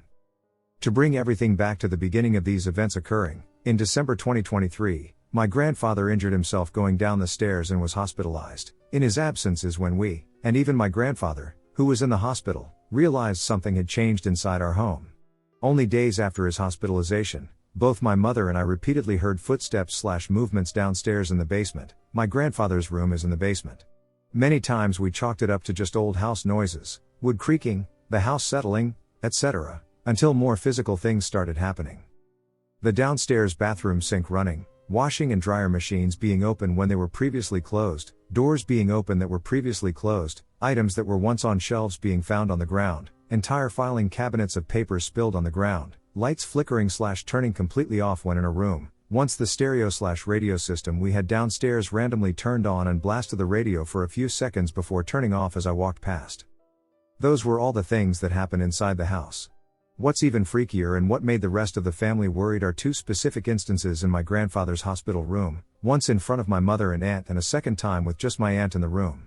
The first time happened later in the day after dinner when my mom and aunt were there. My grandfather leaned into my mother's ear and whispered, "Who's that over there? Is that a nurse?" and pointed to the corner of the room. My mom was confused and told my aunt, and she too became confused because obviously, no one else was in the room. They thought it was him just seeing things because the nurses said he wasn't all up there after his fall. The second time was much more intense and left my aunt hysterically calling my mom over the phone late at night. She told my mom that my grandfather was starting to fall asleep when he jolted up with a horrified look on his face and quietly told my aunt that the devil himself was standing behind her. She freaked out and stood from her chair and turned and saw nothing. She calmed back down and sat back in her chair and tried to ease my grandfather. She said he never calmed down and then loudly yelled, "He's trying to grab you." My aunt reported feeling a touch on her shoulder and a breath on the back of her neck. She quickly called my mom soon after in a panic, and my mom advised her to go home for the night. There were no incidents in the hospital after that. After that, there seemed to be less activity at our house until he passed a few weeks ago. Since then, my mother and I continue to hear the odd sound, object being misplaced, lights going on and off in the basement. Until about an hour ago, my mom came into my room at about 10 p.m. and randomly asked if I wanted ice cream. I said sure and went to the door to put my shoes on. My mom said that I didn't have to go if I didn't want to, so I chose to stay home. As she left, she told me to lock the door behind her as I went to the bathroom. As she left, I got out of the bathroom and promptly locked the door. I also want to note that the screen door wasn't locked but was definitely latched. After I closed the door, I went back to my room and sat and continued a game I was playing with my headphones on. After about 10 to 15 minutes of my mom being gone, I very clearly heard my mom's voice yelling my name to come grab the ice cream. I get up and speed walk to the door, yelling, "I'm sorry, I didn't hear you get home." And as I turn the corner to the front door, the door is slightly ajar, the screen door wide open, and my mom and her car are nowhere to be seen. I was quite spooked because the sound of my mom's voice was so loud I heard it over the floor fan and my headphones. I relocated the door and locked myself in my room until my mom got home with the ice cream. I told her what happened, and she was also spooked, and we together searched the house in case someone actually got in, but nothing. I also forgot to mention that the majority of the time our two dogs in the house never barked at anything except for a few times in the basement, 2 to 3 times. I don't know how to conclude this. The only upside is that we are moving soon, and hopefully this stuff won't keep happening in the new place we're moving into. I think my grandmother is haunting me. I'm convinced she is, or I wouldn't be sharing. My grandmother passed away on March 13th, which was not too long ago. I lived with her and was there when she died. Since her passing, I have noticed odd things happening. I feel her presence every time I go into her room, every time I sit in her chair, etc. When I'm gone for work, she likes to move things around. For an example, and a little backstory, Grandma and I got into a little spat a few weeks before her passing about where I should put my cat food. She wanted it on a lower shelf, but I wanted it to be higher. Blah blah blah. I settled for the lower shelf because it was easier for her to reach. However, since she has passed, I've been putting it on the upper shelf. Whenever I come home from work, it has been moved to the lower shelf. I'm hearing knocking on my door, outside, and in between the walls. My cat has sensed something, and somebody keeps calling the landline. It's super choppy when it rings. Not a solid, steady ring. And when I answer it, it's just static. I swear I'm being haunted, but nobody believes me. And I have a difficult time believing in ghosts because of my religion. However, I've seen/heard of enough paranormal activity to know that they are real. I need advice on what to do. I'm kind of scared. The phone is ringing again. I just answered, still staticky and super choppy ringing. There isn't a number on the phone to call back. I need to get the truth off my chest to people who actually believe. I am unsure if I have used the correct tag, as personally, I cannot explain the things happening and don't have the best knowledge of the paranormal. I have a long line of experiences with creepy things happening around me and only me. I will list them. Please be aware that there were minor events occurring in between the experiences, such as objects falling or noises being knocked on. I have only listed the major events. Recently, I came to 2 conclusions. The paranormal exists, or there is someone living in my home. I lean more towards the paranormal side. Background: it all started when I moved to the house I'm at now in Coventry, England. We had bought this house from a nurse at the hospital. One of the strangest things I found out was that they had left the house mid-attic renovation. Experience 1. One night when I was about 14 years old, I was in bed and woke up to my bedroom door opening. I saw someone walk around my bed and into the room where the boiler is. It was strange to me, but thinking I just was hallucinating, I fell back asleep. I woke up the next morning to both doors open, which was unusual for me, so I asked my parents, and none of them had entered the room. Experience 2. I was home alone about a year later while on call to my friend and heard someone walking up the stairs and past my bedroom door. I yelled, "Mom?" as any typical child would when they were left alone at home. Something ran past my bedroom door, still closed. I opened it and looked over the banister to see something run towards my kitchen. I chased it, only knowing its general direction, to be faced with nothing. It was just my kitchen, with no people, pets, or anything else in sight. Experience 3. I took a trip to my grandma's house, which is only a few doors up the road. She has a downstairs bathroom, and behind the toilet in the corner, we kept brooms and dustpans. Anyway, everyone had gone upstairs to see my grandma. I was packing my bag with all the stuff I needed for my lessons that day when the bathroom door swung open and out flew a brush. I got scared and ran upstairs. I wouldn't go anywhere alone for a good few months after that. Experience 4. I had just started college when I had just come back from clothes shopping. My family and I were talking about my uncle's ashes, jokingly asking him to give us a sign if he wanted his ashes scattered at the football ground. After this, I tried a coat on in the hallway, walked back into the living room to show my family, and heard a massive smash. I shouted up to my granddad, who was upstairs, thinking he had thrown something. While I did that, he shouted down at me to ask what happened. We all went into the kitchen to see that a fruit bowl had somehow ended up on the other side of the room smashed. It was in the middle of a large table. It couldn't have fallen off. Experience 5. This happened about 2 weeks ago. I am 18 now. At 5 a.m. in the morning, my mother's car alarm went off. We had never heard it go off before, and we have had the car a good 3 years. I rushed into my mother's room to get it turned off to not wake the neighbors. She was halfway down the stairs, so I looked out the window. We have a Christmas mat on our doorstep that plays music once stepped on. My mom stated that the doorstep was going off. As she said this, the car alarm went off again, giving about a 10-second break between alarms. I couldn't see anyone outside, so I signaled to my mom that it was safe to check the car. Someone had pried open the driver's side door. Believing it was a break-in, we had called the police and insisted they weren't to send anyone to us as the people had gone already. Anyway, the same day at about 2 p.m., my mom goes to the neighbors to ask for their CCTV footage. The neighbors have got a camera that covers our drive as I am at uni and my mom is sometimes at home for a while alone. The CCTV captures nothing except the car lights flashing. Still unsure about this one, but was still creepy. Other than these main experiences, I capture lots of orbs in videos I take here.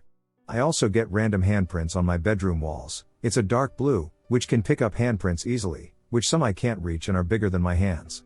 I also see faces in steamed up windows, mirrors, etc., around the house. I try not to take notice of it sometimes, but it just seems like a big coincidence and is quite scary to me. Thoughts? My most insane paranormal experience. Hope everyone is doing well. The incident took place approximately 19 years ago. I was 16 when it happened, and I was living with my dad. Just us. Fast forward 3 years, my dad and I were sitting in our freestanding garage smoking cigarettes and just bullshitting. We started exchanging stories, and he came at me with one I had no recollection of, and I mean zero.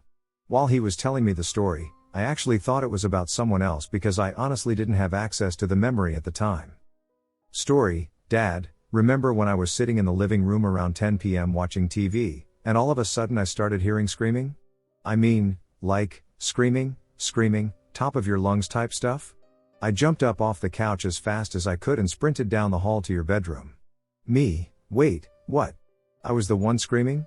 Dad, yeah, how do you not remember? Me, was this like when I was really young or something? Dad, no son, it was about 3 years ago. Me in my head, this kind of freaked me the duck out, to be honest, because I had no idea what he was even talking about at this point. Me, well, what happened? Dad, well, I ran down the hall as fast as I could because I thought something was seriously wrong. The weirdest part was when I tried to open the door. I physically could not turn the doorknob no matter how hard I tried, like someone was holding it from the other side. After about 10-15 seconds, I was finally able to open the door. I turned on the light, and you were on your bed, leaning into the corner, screaming in horror. After a few seconds, you snapped out of it and realized it was just us, and you were okay. Me, what did I tell you happened? Dad, you said there were all these things in the room with you. It was at this point when the memory vividly came back to me, and my eyes watered instantly. On my end of the story, I was sleeping and woke up to all these tall figures around my bed. I would say they were at least 6 feet tall, black robes with hoods pulled over their heads, and just blackness inside the hood. I don't recall seeing any distinct faces. They were literally shoulder to shoulder, standing around my bed. Now the way my room was laid out, my bed was in the opposite corner of the room as the door. So they lined up around 2 sides of the bed. I instantly stood up and backed into the corner of the room on my bed, and I realized there were more behind them. I would have to guess there were at least 20 in the room. The room was approximately 10 feet by 12 feet in size. It felt like the room was completely full.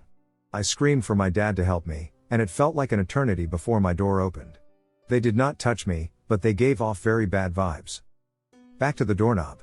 It was a standard doorknob, a cylinder shape that tapers in. The knob did not have any locking mechanism and was not faulty in any way. This has never before or since been a problem, not being able to open the door. However, when my dad attempted to open the door that night, he was unable to do so for at least 10 seconds due to an unspecified issue. That is the part that just doesn't sit right with me to this day. Debunk this, give insight, make fun of me, or whatever. Have a good night, everyone. My toddler is seeing a ghost child. I have always been a believer in the paranormal, but when spooky things happened, I could always rationalize them as a trick of the light, echoing footsteps from the neighbors, rats in the walls, etc. This was until my family moved into our current home. We have been here for 3 years, and the activity has been few and far between until the last couple of days. For context, we live in a very old house on what is most likely First Nation sacred land in outback Australia, and I have found what I think is a quartz spearhead in the crawl space under the house shortly after we moved in. I've heard very clear footsteps, so clear that when I was in the shower, I opened the shower door expecting my husband to come in. Similarly, while in the shower, something knocked on the door, and I yelled out to my husband to come in, but he was in the games room with headphones on. I felt things brush up against me, warm spots in the house, my toddler's toys have started making noise out of nowhere, and I have seen things in the corner of my eyes. My toddler has also begun sleep talking, which is not surprising since my husband also sleep talks, but hubby heard him talking to something through the baby monitor at 4 a.m., and when he went to investigate, the toddler was asleep and the talking stopped. So, the other day my toddler and I were playing with Play-Doh on the dining table when a tub of Play-Doh fell off the shelving unit. No windows were open, nobody was near it to knock it over. It was pushed off. Nothing could explain this other than it was pushed off. I can handle a little ghostly action, but that freaked me out. This brings me to today when my son told me that there's a ghost dada and ghost baby. Baby could be infant to toddler, that's just what my low calls little kids lamau, and that the ghost baby hides in the Play-Doh. He also said, ghost dada is orange. I tried pressing for more information, but he wasn't interested in answering questions about them. He doesn't seem to be scared or worried, but I'm about to have a panic attack. My mom bought me a sage stick a little while ago, but I'm not sure if it's appropriate, so what should I do? Inexplicable incidents I've experienced. 1. Circa 1989. The first involved an Ouija board-like setup, which I and a friend had been using. One day another friend joined us who was doubtful of such things. In order to put it to the test, we suggested that he ask a question to the board to which only he would know the answer. His question was, what was my brother's name? My friend and I were immediately confused as we knew him to only have one female sibling. However, the glass duly began to move to various letters, spelling out a name. Our friend was visibly taken aback. The answer was correct. Apparently before both he and his sister were born, his mother had actually given birth to a boy who unfortunately only lived for a few days. We also asked the whereabouts of the dead brother's resting place. The answer was correct. Though to be fair, the board had spelled out the name of our town's main cemetery, so it was no great revelation. 2. Circa 1998. One early afternoon, whilst packing up my apartment in readiness to move home, I sat down on the couch to grab a smoke. As I sat there, my attention was quickly drawn towards movement from above the fireplace. The large mirror installed above it was pulling itself away from the wall by one side. It reached an impossible point where it was perpendicular to its original placing, and it then crashed to the floor. On hearing the commotion, my landlady, who ran the newsagents downstairs, bolted up to my flat to check I was okay. In response, all I could think of to say was, "I don't think somebody wants me to leave." I should say in no way do I consider myself to be a sensitive because if anything, during my time there, to me the apartment actually felt sterile. 3. Circa 2000. I was staying with a friend on a weekend away. On the Saturday morning, I'd awoken early and breakfasted. Having a few hours to spare whilst my friend was working, I returned to my bedroom and lay on the bed reading. Having nodded back off to sleep, I was awoken to what felt like a dog had jumped up on the bed and was clumsily attempting to walk over my legs. Disturbingly, I seemed unable to open my eyes as whatever was on the bed with me moved up to be standing uncomfortably heavy on my chest. In response, I sat up forcibly, able then to open my eyes, finding myself alone in the room. My friend had no dog or other pets. However, on this occasion, as strange as it was, it actually turned out to be the first of several incidents of sleep paralysis I subsequently went on to experience. Never encountering the old hag, which many fellow sufferers experience, my last experience involved falling asleep in a field and imagining a large donkey suddenly sitting down on me. On forcing myself upright, awake, no such donkey was anywhere near me. This final experience seemed to assuage any supernatural doubts I had regarding my experiences. 4. 2001. Shortly after my mother passed away, coincidentally on September 11, 2001, I had a dream about her in which I was crying very hard. In this dream I was bawling so hard that whatever I was wearing began to feel so constricted around my neck it was choking me. I then recall looking up at my mother's face, which showed loving concern. At that point I awoke with a start, crying and choking as the cord of the dressing gown I'd fallen asleep wearing had become tightly wrapped around my neck. She intervened to save me from choking to death. 5. Circa 2003/2004. One evening after returning home from an evening at a bar, a close friend and I were sat in his lounge chatting. At one point, not paying too much attention, out of the corner of my eye I vaguely registered the mass of a passing presence on my right, which seemingly had walked through the lounge and then exited the room through a doorway that led to the stairway, which led upstairs to the bedrooms. I asked my friend whether that was his son, who may have been returning to bed upstairs after visiting the bathroom. My friend had also noticed the exact same dark body mass pass by us and assumed the same thing. However, at that point, we both came to the realization that nobody had previously come past us in the opposite direction of the bathroom. Mystified, I went to the bottom of the stairs and called up to my friend's son, only to hear loud snores in response. Comparing what we'd both absent-mindedly noticed as our full attention was elsewhere with each other, both of us could only describe as noticing a dark presence/mass passing through the room past us. The next day, we asked my friend's son whether he had come downstairs to use the bathroom, but he said he had not. Interestingly, the house had been built by a bizarre religious sect for some of its followers as part of the Jezreel's Tower grounds. 6. One evening upstairs from the bar I was helping to run, my BF and I thought we'd test drive the Buffy the Vampire Ouija board I'd just had delivered. We'd only started using it when suddenly there was a violent explosion of plaster across the room from above the room's window pane.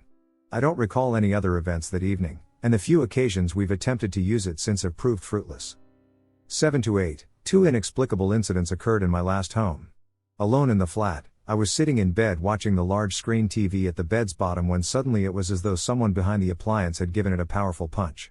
The last incident I experienced was also when I sat in bed, and from right next to me, clear as day, I heard someone/something cough loudly into my left ear. Again, I was alone in my flat. The story I'm about to write down happened 4 years ago and is somewhat related to God. Anyways, I grew up in a Christian family, although I've never been a big fan of churches, mainly because my neighbors who go there every day are not so great people and behave like I never would. Long story short, when I was in puberty, we used to go to this cheap bar for obvious reasons, cheap alcohol, and they were the last to close. The pub is situated in a historical building, and there are demonic-like drawings all over the top of the wall where it reaches the ceiling.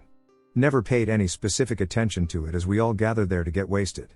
This bar has a first floor connected to the bar, which is where regular people hang out. Second place is up the stairs, where people want to get drunk and not be seen, live in a small town. That's where we used to crash at. And a third underground, sort of like a cave spot where people played pool and smoked weed. The bar usually closed at 2 a.m., but one day our friend got so drunk that we couldn't move him. He was very stubborn even when he couldn't even stand, so they let us stay till 4 a.m. that day till he at least fell asleep or became sober enough to realize that he was supposed to go home. All we had to do was help them clean the tables and put the chairs on top. After doing so, we could keep drinking but only on the bar and not go anywhere else. It was like 3:47 when all the chairs from the anonymous alcoholic spot dropped on the floor. I never believed in such things, so I rushed there first and looked for someone who did it. Realized it's impossible to do it all at once, and nobody was there. Yet I still didn't believe any of this, as I thought my friends were playing tricks on me, but I was still spooked at first, but alcohol gave me the courage to withstand all of this. 1 month later, my friend had a birthday party, and I and 2 of my friends got there 3 hours earlier than supposed to, so we started drinking. Bored and excited for our friends, we decided to leave his house and explore the forest right behind his house. Now this is where I was numb towards all the actions that followed and didn't approve of any of this. So our friend walked us to a tree and said this is where some random woman hanged herself. And they started mocking it, making fun of it, etc. I eventually managed to make them stop and got really mad. Anyways, we drank, had fun, and passed the night safely. The next day it was just me and the friend, and at like 11 a.m. he told me the second house they built in their backyard is haunted. I was like, I don't believe in any of this BS. Let's go, I'm not afraid. This part is going to sound like the most cliché horror movie, but it happened. The keys were hidden somewhere, but he found them, and that gave me some goosebumps since it seemed too logical to me. We went in, he dropped the keys in a basket, and nothing was going on. I was screaming like, hello, ghost, do something. We went upstairs, and the vinyl player at the bottom of the house started playing a song. I was like, that's your brother?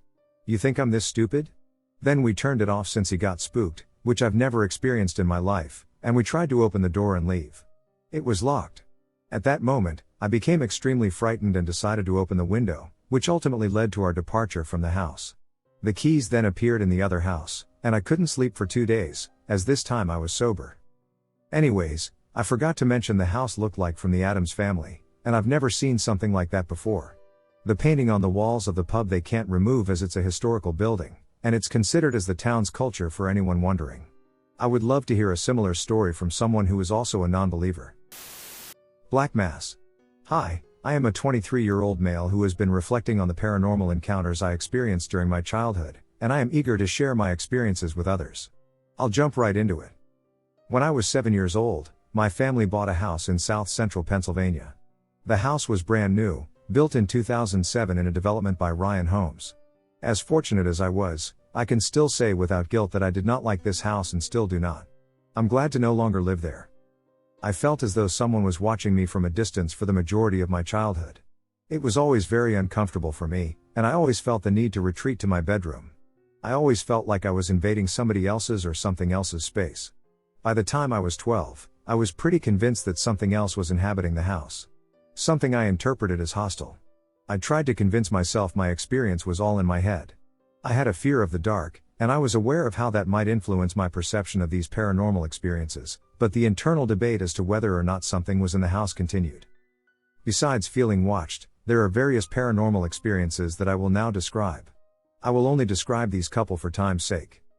Often stationed for extended periods, my dad served in the military. He was absent for most of my childhood. He would return every now and then for a few months to a year or so before leaving again. When I was in the 8th grade, he returned home for a short visit. I had my neighborhood friends over, and we were having a sleepover. There were 3 of us. I was the only one awake in the living room at night. I lay on the floor closest to the kitchen. I was just lying there, staring into the dark kitchen when I started hearing slow and heavy footsteps coming down the hallway. I'm honestly getting spooked just writing about it. At first I thought it was my dad, but then I quickly realized they were oddly slow and oddly heavy. I was anticipating seeing his silhouette as the moonlight cast just enough light into the kitchen for me to be able to see objects. As the footsteps exited the hallway's void into the moonlit kitchen, I suddenly stopped breathing. I was in complete shock. I could hear footsteps but could see no silhouette. They continued to approach me slowly, and I just lay there in fear. I was completely frozen. They continued to approach me before stopping about 8 feet away from me. They were standing directly across from me. I lay there for several minutes waiting, but the footsteps never continued. I finally felt the courage and woke up my friends in a panic. The next incident proved to be the nail in the coffin and confirmed to me that what I was experiencing was, at the very least, tangible. I was around 15 years old. It was the middle of the daytime on a bright and beautiful summer day, and I was home alone with my dog. I couldn't tell you what I wore that day, what I ate, or who I spoke to, but I can tell you this. I left my second-floor bedroom and went to the stairs overlooking the foyer. I looked down to see my dog resting peacefully by the front door. As I started to descend the stairs, I instantly felt a sense of weight in the surrounding space. It felt as though someone had strategically positioned fans against the windows, orienting them to force air into the house. The atmosphere was eerily silent. Hushed. But it had not occurred to me that the feeling might be something paranormal. In fact, I felt very relaxed. Like that feeling you get when you meditate. I walked down the steps and decided to lie on the floor and cuddle with her. She wasn't much of a cuddler, so it wasn't unusual for her to pull away from me after a minute or so.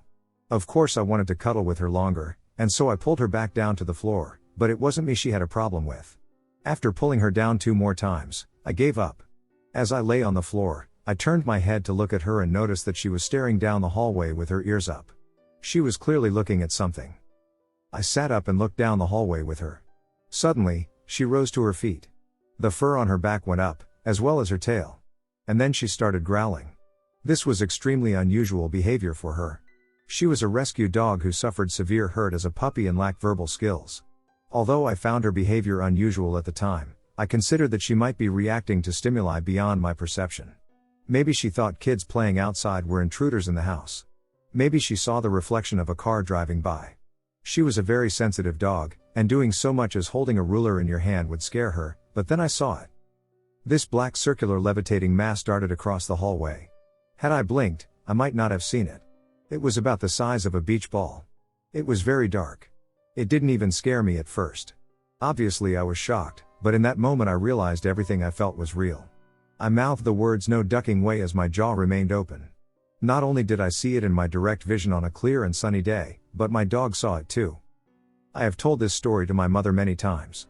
She told me that when we first moved in, I told her I saw a black figure darting rapidly back and forth at the bottom of the stairs. I do not currently remember seeing this, but based on my age and its significance, I hope it will soon come to me. Apparently, I told her my grandfather would not let it come up the stairs.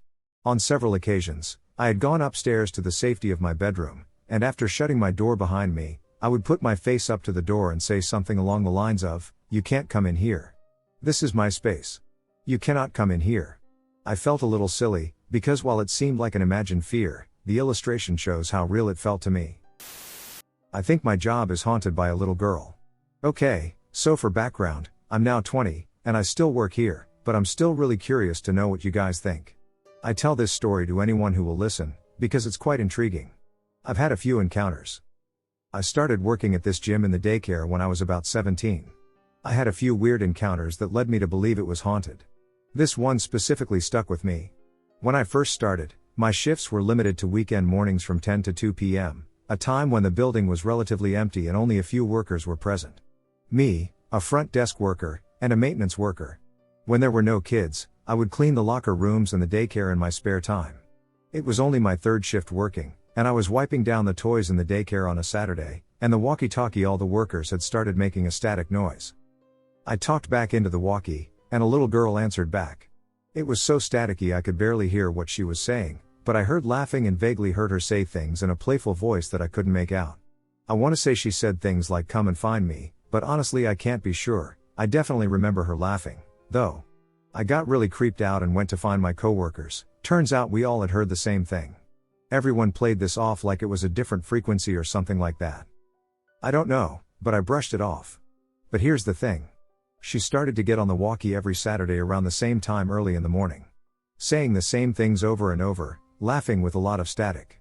I'd always answer back like, "Who is this? Where are you?" This happened for a few weeks every Saturday until this kind of slow guy I was working with that morning got on the walkie and yelled at the little girl to stop talking to us, and suddenly I never heard it on the walkie again. That's not the last of it, though. I was really creeped out, and this stuck with me for months. I told every one of my coworkers who would listen, none of them thought it was a ghost, that I started working the front desk as well as daycare a few months later, and I told the owner's sister my story when she came in. She's really into paranormal stuff too and swears she thinks the building is haunted too. She said one time when she was in the women's locker room coming out of the sauna, she heard a girl humming near the hot tub area. The hot tub area has been closed since we took over the building. It was a rec center before that. She also said she got a really unsettling feeling whenever she was in there. I could relate. I always felt really weird when I cleaned in there, and when I told the maintenance guys, again, literally told anyone who would listen, they said they always felt a bad vibe in there too. Little things were happening around that time. For example, We had this little boy who always came to the daycare named Tristan, who would constantly seem to be looking at someone and talking gibberish to them. He's about 5 years old. I started to notice it and even took a video once because he was creeping me out. I and the other daycare lady had been watching him for about a year at this point, and she said he'd been doing it around her too. We asked him who he was talking to once while we switched shifts, and he brushed it off like he wasn't talking to anyone. It could have easily been an imaginary friend, but it was still creepy. Especially for his age to be talking gibberish. Note that this always only took place in our daycare. Remember that for my last and most horrifying encounter that makes me absolutely believe the building is haunted. So anyways, eventually I stopped working daycare and started working front desk full time. I worked in the morning when it was dead AF. One time I thought I'd lost the little key that we used to refill the toilet paper in the bathroom. I looked everywhere for it for days. Now this was around the same time the creepiest thing happened to me and one of my boss's little girls. It gets confusing, and I know this is long, but trust me, this part is absolutely crazy. So as I said, I wasn't working daycare anymore, but I absolutely adored my boss's little daughter, and she loved me too from when I used to watch her. Sometimes when I worked a double, they'd stick me back in the daycare when she was there because she didn't like anyone else but me. Daycare usually ended at 8 on weeknights, so the other daycare girl had gone home, but I wasn't off till 9, and my boss wasn't going to be done with his basketball camp until 9 anyways, so I watched his daughter in the daycare room till he finished. There was this Maui doll, you know, that big guy from Moana in the daycare room that was huge and sung. I got a bad vibe from it, but his daughter absolutely hated it. It scared her so bad she would cry anytime she came near it. I ended up hiding it in this little corner so she couldn't see it anymore and would stop crying. So hear me out with this part. The daycare room is split into 2 rooms. One room is where you enter and where the Maui doll was hidden, and then you walk through a small little hallway with a bathroom and closet, and then you go into the second room with toys and stuff. They're both connected but have different light systems. The lights turned off and on automatically due to any movements. She started getting really tired and cranky. She's only 2 at this time, by the way, so we went into the second room and sat down on a chair watching YouTube videos until her dad was finished. I had a clear view of the first room because we were sitting directly across from the hallway. The light in that room turned off due to no motion being in it. Eventually it's 8:40, so I get up to start cleaning up before we leave. I walk into the other room and nearly shit my pants. The Maui doll is standing on the ducking kid table facing the hallway, almost like it was looking at us the whole time. Mind you, if anyone had moved that doll, I would have seen them, and the light would have turned on. I had a clear view of that room, and as soon as I saw the doll on the table, she started bloody murder even louder than before when she saw it. Needless to say, I didn't even bother cleaning up. I grabbed our shit and ran out of there. We waited for her dad up front, and I had the maintenance guys grab the doll and throw it away for me. I was so ducking creeped out, and even though everyone insists someone must have been pulling a prank on me, I don't buy it at all. I had a clear view of that room. The light would have turned on at any movement. It just doesn't make any sense to me at all. If the doll is haunted, how did it move across the room onto a table directly across from me without turning on the light? The next day I worked the morning shift. I looked for that bathroom key once again for the guy who was working that afternoon and had no luck.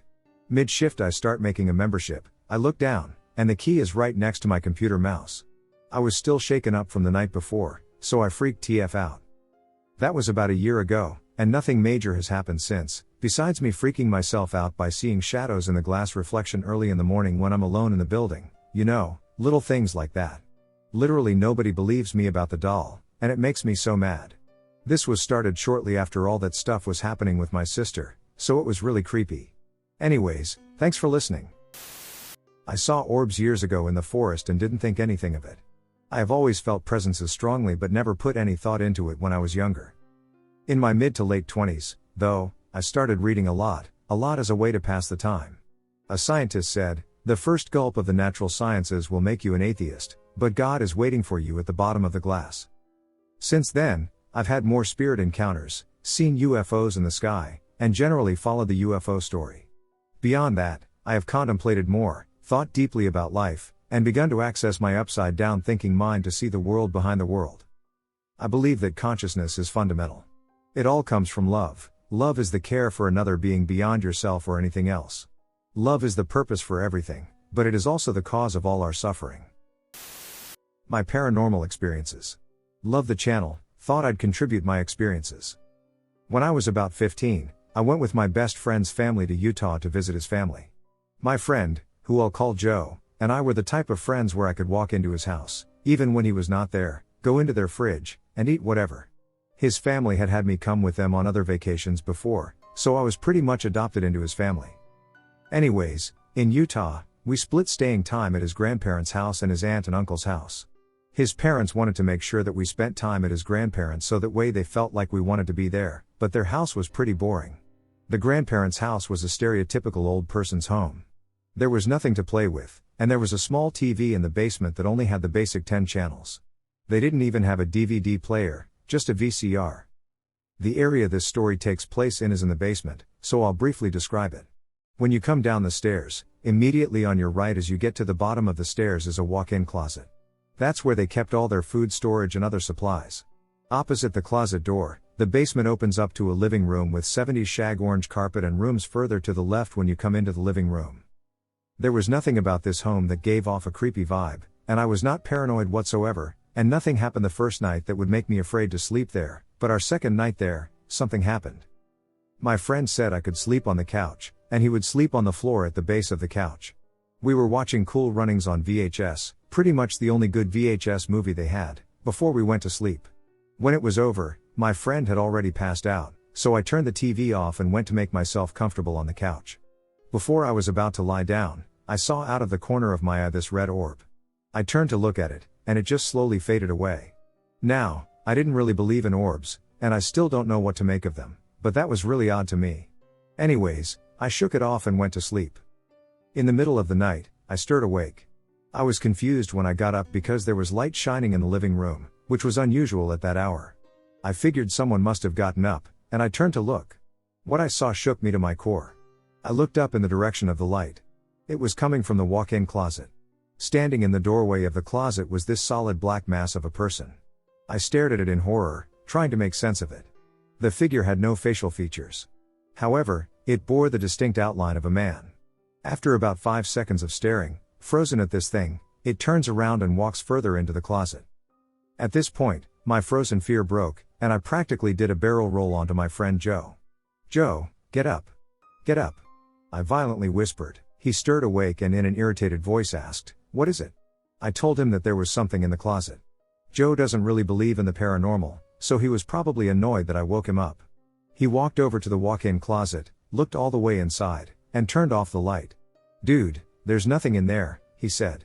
After this, I spent quite some time still shaking in fear, lying awkwardly close to my best friend for comfort. Somehow, I managed to fall asleep. In the morning, I tried to explain to myself what happened. It was challenging for me to admit I was in a dreamlike state because I felt like I was pretty awake from seeing the light, but part of me wanted to believe that's what had happened. I told my experience to the family at breakfast the next day, laughing it off like maybe I was crazy or something. The grandma looked at me and smiled. What she said next still gives me chills. "Oh, you probably did see something. My dad died in the basement of this house. I see him down there sometimes too."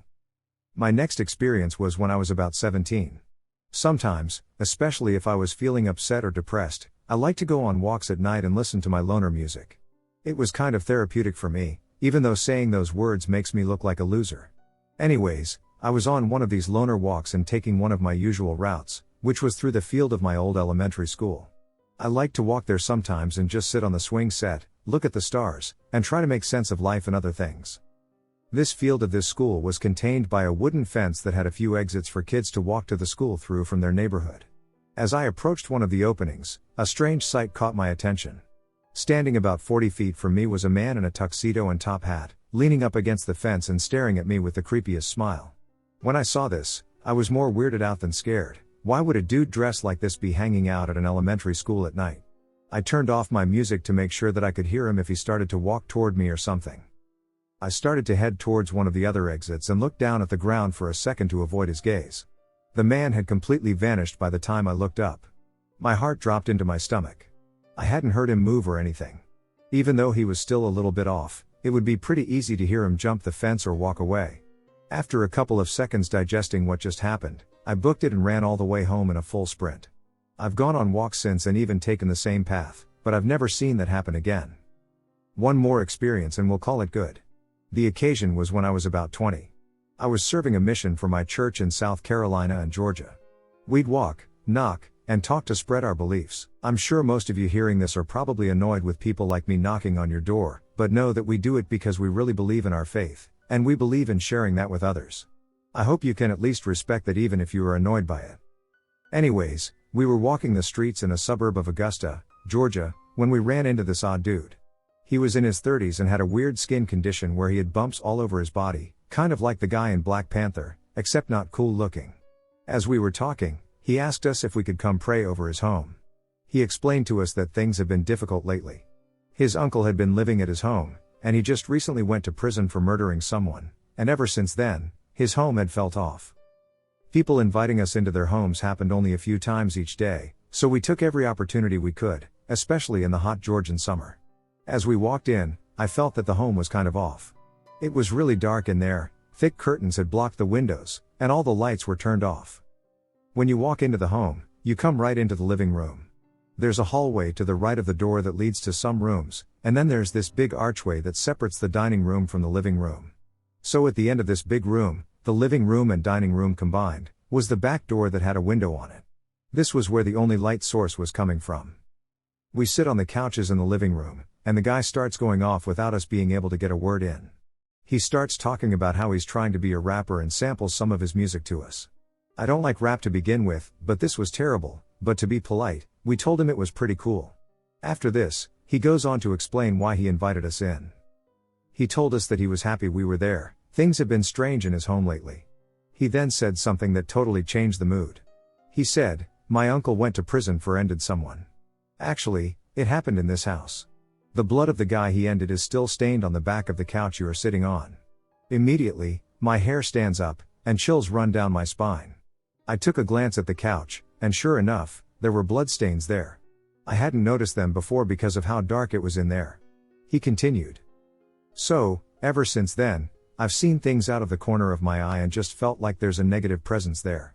After he said this, something that was inhumanly fast went from one side of the room and ran into the kitchen, blocking out the only source of light from the back door for a split second. As if this was a normal occurrence, the guy calmly says, "Like that? Yeah, that's been happening a lot." At this point, my friend and I wanted nothing more than to get out of the house. I quickly said that we will pray over it. I did, and it did feel lighter in there, but still, knowing that we were sitting on that couch, we wanted to get out of there as soon as possible. I quickly gave him a way to contact us, and we got out of there. I've never really believed in spirits or ghosts. I just got a job at an old cinema in NSW, and I've been settling in with the coworkers well. Around a week ago I was speaking with one of the other workers, and he brought up a story about how in 1920 the cinema used to be a nightclub run by a man who one day died while working there. Nobody ever discovered the cause of his death. Then in 1966 my boss bought the nightclub and turned it into a theater. It's said that the man died at a place behind the curtains and screen, where you go up some stairs and can see 3 different rooms. The left room is just for storing stock, the middle room is for the old projectors, and the right room is where the man apparently died. I didn't believe any of this until they told me that some ghost investigators came here about 10 years ago and did an investigation in that room. The boss said he didn't believe anything about ghosts, but later they came back from that room and said they had a full conversation with a man who used to own a nightclub here and wants to kill the boss. The boss was shocked because apparently he never told anybody that this place used to be a nightclub. And many of the other boys had many sightings of ghosts near that room. Yesterday I went up to get some popcorn boxes in the left room, pitch black, by the way, with my phone light and looked through the hallway and saw the right room's door was wide open, so I walked up to it and entered the room. The room felt like walking through jelly, it was really cold and smelled really weird. In the other rooms you could hear the movie playing, but in that one room you couldn't hear a single thing. I just stood there for a moment looking around the room, scraps of paper torn up and a desk with a picture of a woman, when I heard a huge bang behind me, which made me sprint out of there. I went back in there today and felt really dizzy.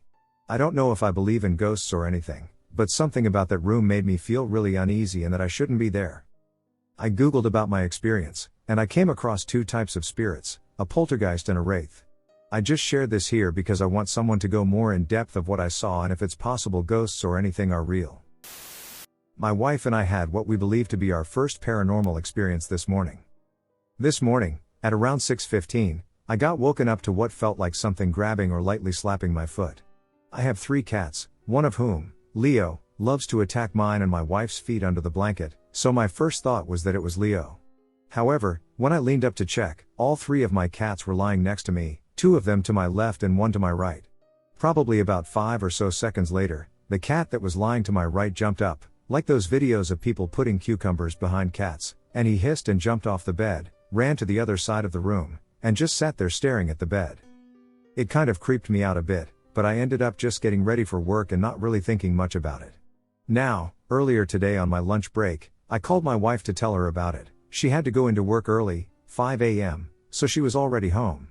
After telling her, she was pretty freaked out because she said that at about 2 to 3 in the morning, she had what she described as a lucid dream/sleep paralysis where she saw a dark figure pacing back and forth at the edge of our bed. She said she felt like she couldn't move. Which is why I said sleep paralysis, but could also be the typical frozen in fear. When she managed to move, she turned on her phone flashlight and looked around, but found nothing. I vaguely remember waking up and seeing her with the light, but I'm a heavy sleeper, so I wasn't fully awake. We were both pretty weirded out by the fact that we both had creepy experiences in the same morning, but we're not really sure what to make of it since something of this nature has never really happened before. Just to add, my grandmother died when I was about 1 to 2, and according to my father, she was very attached to me. I remember as a kid seeing what I described as colored dust. If you close your eyes really hard and you see that almost colorful TV static stuff, that's what it looked like. It would move around my room in the dark and make somewhat humanoid shapes, and I always just kind of felt like someone was always around me. It scared me sometimes as a kid, but thinking back on it nowadays, I wouldn't consider that stuff scary anymore. Especially the colored dust, because I think that was just my eyes doing weird stuff in the pitch black. I would tell my parents about it, and they would always say it was my grandmother watching over me, but as a kid, that was quite a confusing concept to grasp, especially since I never really met her considering she died when I was so young. I believed it would be beneficial to include that information. I've had paranormal experiences all my life. For starters, my story isn't some ghost blogger bragging. I am a 26-year-old individual with genuine experiences that deeply frighten me. Several particularly shocking experiences occurred during my college years, 2012 to 2015, which I think of constantly. Each new event seems to escalate beyond the previous one, and I'm worried what that trend means for me. Despite these experiences, I'm still a giant fan of horror stories and movies, a few of which recently triggered memories from my childhood. All in all, I've had around a dozen of these bizarre episodes so far in my life. I don't understand why these things happen to me, but I'm afraid they will persist. I'll start with the first paranormal experience I've ever had. I remembered this one very recently, which was intriguing because I thought of it constantly when I was younger. Over time, I forgot about it, but it resurfaced when I recalled another encounter from my youth. 1. The tickle game. When I was very young, I would wake up crying in the middle of the night. Other times, I recall simply feeling that something was wrong, which would cause me to tremble in fear and begin crying. While I wailed and cried in the dark of my childhood bedroom, this odd and terrifying thing would happen. It's difficult to explain, but each time I would cry out, it would feel like these vines were binding around me in the dark, tickling me in this weird and uncomfortable way, which only made me cry harder. It was akin to a pins and needles-like tingling, but multiplied by 1,000. It would only happen when I cried, and if I stopped crying, the tickling would cease. It really felt like sentient wires gathering around my body and delivering a sensation quite similar to a low-voltage electrical shock. It's weird, I know, but it's really unlike anything else I can describe. I remember my mom coming into my room on many nights to comfort me, and as soon as she entered the room, the weird tickling/tingling of the vines would stop. In thinking about this more, I remember one night where I finally told my mom, through tears, something's tickling me while I sleep. I distinctly remember her laughing it off and telling me, "It's just your great-grandma trying to cheer you up. She loved to tickle you." From then on, the experience only happened a few more times and eventually subsided altogether. However, after having these memories come back to me, I noticed that my perspective in these memories is from the left side of my old bedroom. I realized that the only time I had a bed on that side of my room was when I was only a few years old. Still sleeping in a crib. When I recently asked my mom about this, she was surprised that I remembered anything at all, given that I couldn't have been more than a few years old. The recurring event must have been terrifying enough for me to remember, even from such a young age. In fact, I think the moment is the oldest memory I have. The thought of the vines grabbing me when I was a toddler in my crib genuinely frightens me. Compared to some of my other experiences, this was easy mode. As I said, all of these events are real, which may be why this first one is less clear. For me, that's what makes it so creepy. This first series of incidents still messes with me to this day, and once you learn about my other experiences, maybe you'll start to understand why. It's important to remember that these encounters seem to escalate each time I have one and that they haven't stopped. 2. The man from the window. To dive a little more into the layout of my childhood bedroom, if you were standing in the middle of the room facing the bedroom door, my crib, as mentioned in the first story, would be to your left. When my parents could afford one, they built a bunk bed for me to share with my younger brother so he could share it with me when he outgrew his crib, which was still in my parents' room at the time. The bunk bed would be on the wall to your right. Just past the foot of the bed, on the right wall, was a window with access to the roof of my family's indoor porch below. There was a small patch of floor at the foot of the bed in front of the window, where I would sometimes sit and play with Legos. I remember always being a little afraid of that window, right up until we moved out of that house when I was 12. This fear stemmed from the unknown events that could occur at night. Keep in mind that I slept on the bottom bunk. Over the course of at least a year, when I was roughly 5 or 6 years old, I would wake up in the middle of the night and see the silhouette of a man at the foot of my bed, hunched over, pulling the sheets off me, or worse, pulling me by my legs toward the foot of the bed. I would start screaming and crying, and my parents would rush in, but they would find nothing. I remember telling them that the man was trying to get me, and they brushed it off as nightmares. Sometimes the man would be wearing a top hat, which is terrifying in its own right, but matches a lot of shadow person stories I've read about, even to my disbelief. Also, it's important to note that even though my parents built the bunk bed, my brother didn't sleep in my room at this point, so I was completely alone in the pitch dark when the event happened. Other nights, I'd wake up turned around in bed with my covers off, my feet on my pillow, and my head near the foot of the bed. This scared the shit out of me, and while I believe the shadow man was behind it, I don't recall seeing him during these turnaround occurrences. I would start crying anyway, my parents would come in, and so on. They continued to brush it off as me just having weird sleeping habits where I would move around a lot in my sleep. This is completely normal, right?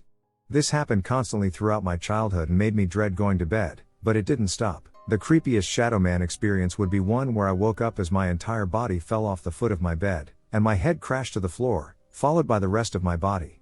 I remember screaming in the dark, in pain and horrified that the shadow man was going to get me.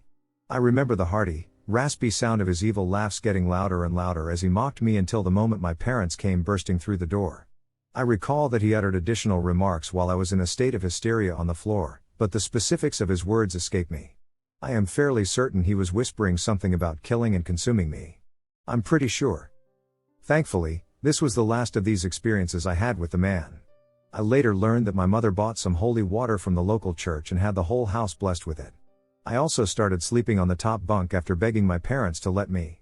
Interestingly, my weird sleeping habits suddenly stopped. I may have dreamed it, but it's possible I had one more experience when I saw the man squatting on the porch roof outside my window one night. He was completely in silhouette, just staring at me. And I remember being terrified when he jerked his head unnaturally to one side. Like that look a confused dog gives you. That was the last paranormal thing I remember happening to me in that house, but I wasn't the only one who had visitors come in the night. 2.5, My parents' story. My parents had their own ghostly experience in that house the night they moved in years earlier. I'll share it with you as they've told it to me. My father and mother awoke at the same time.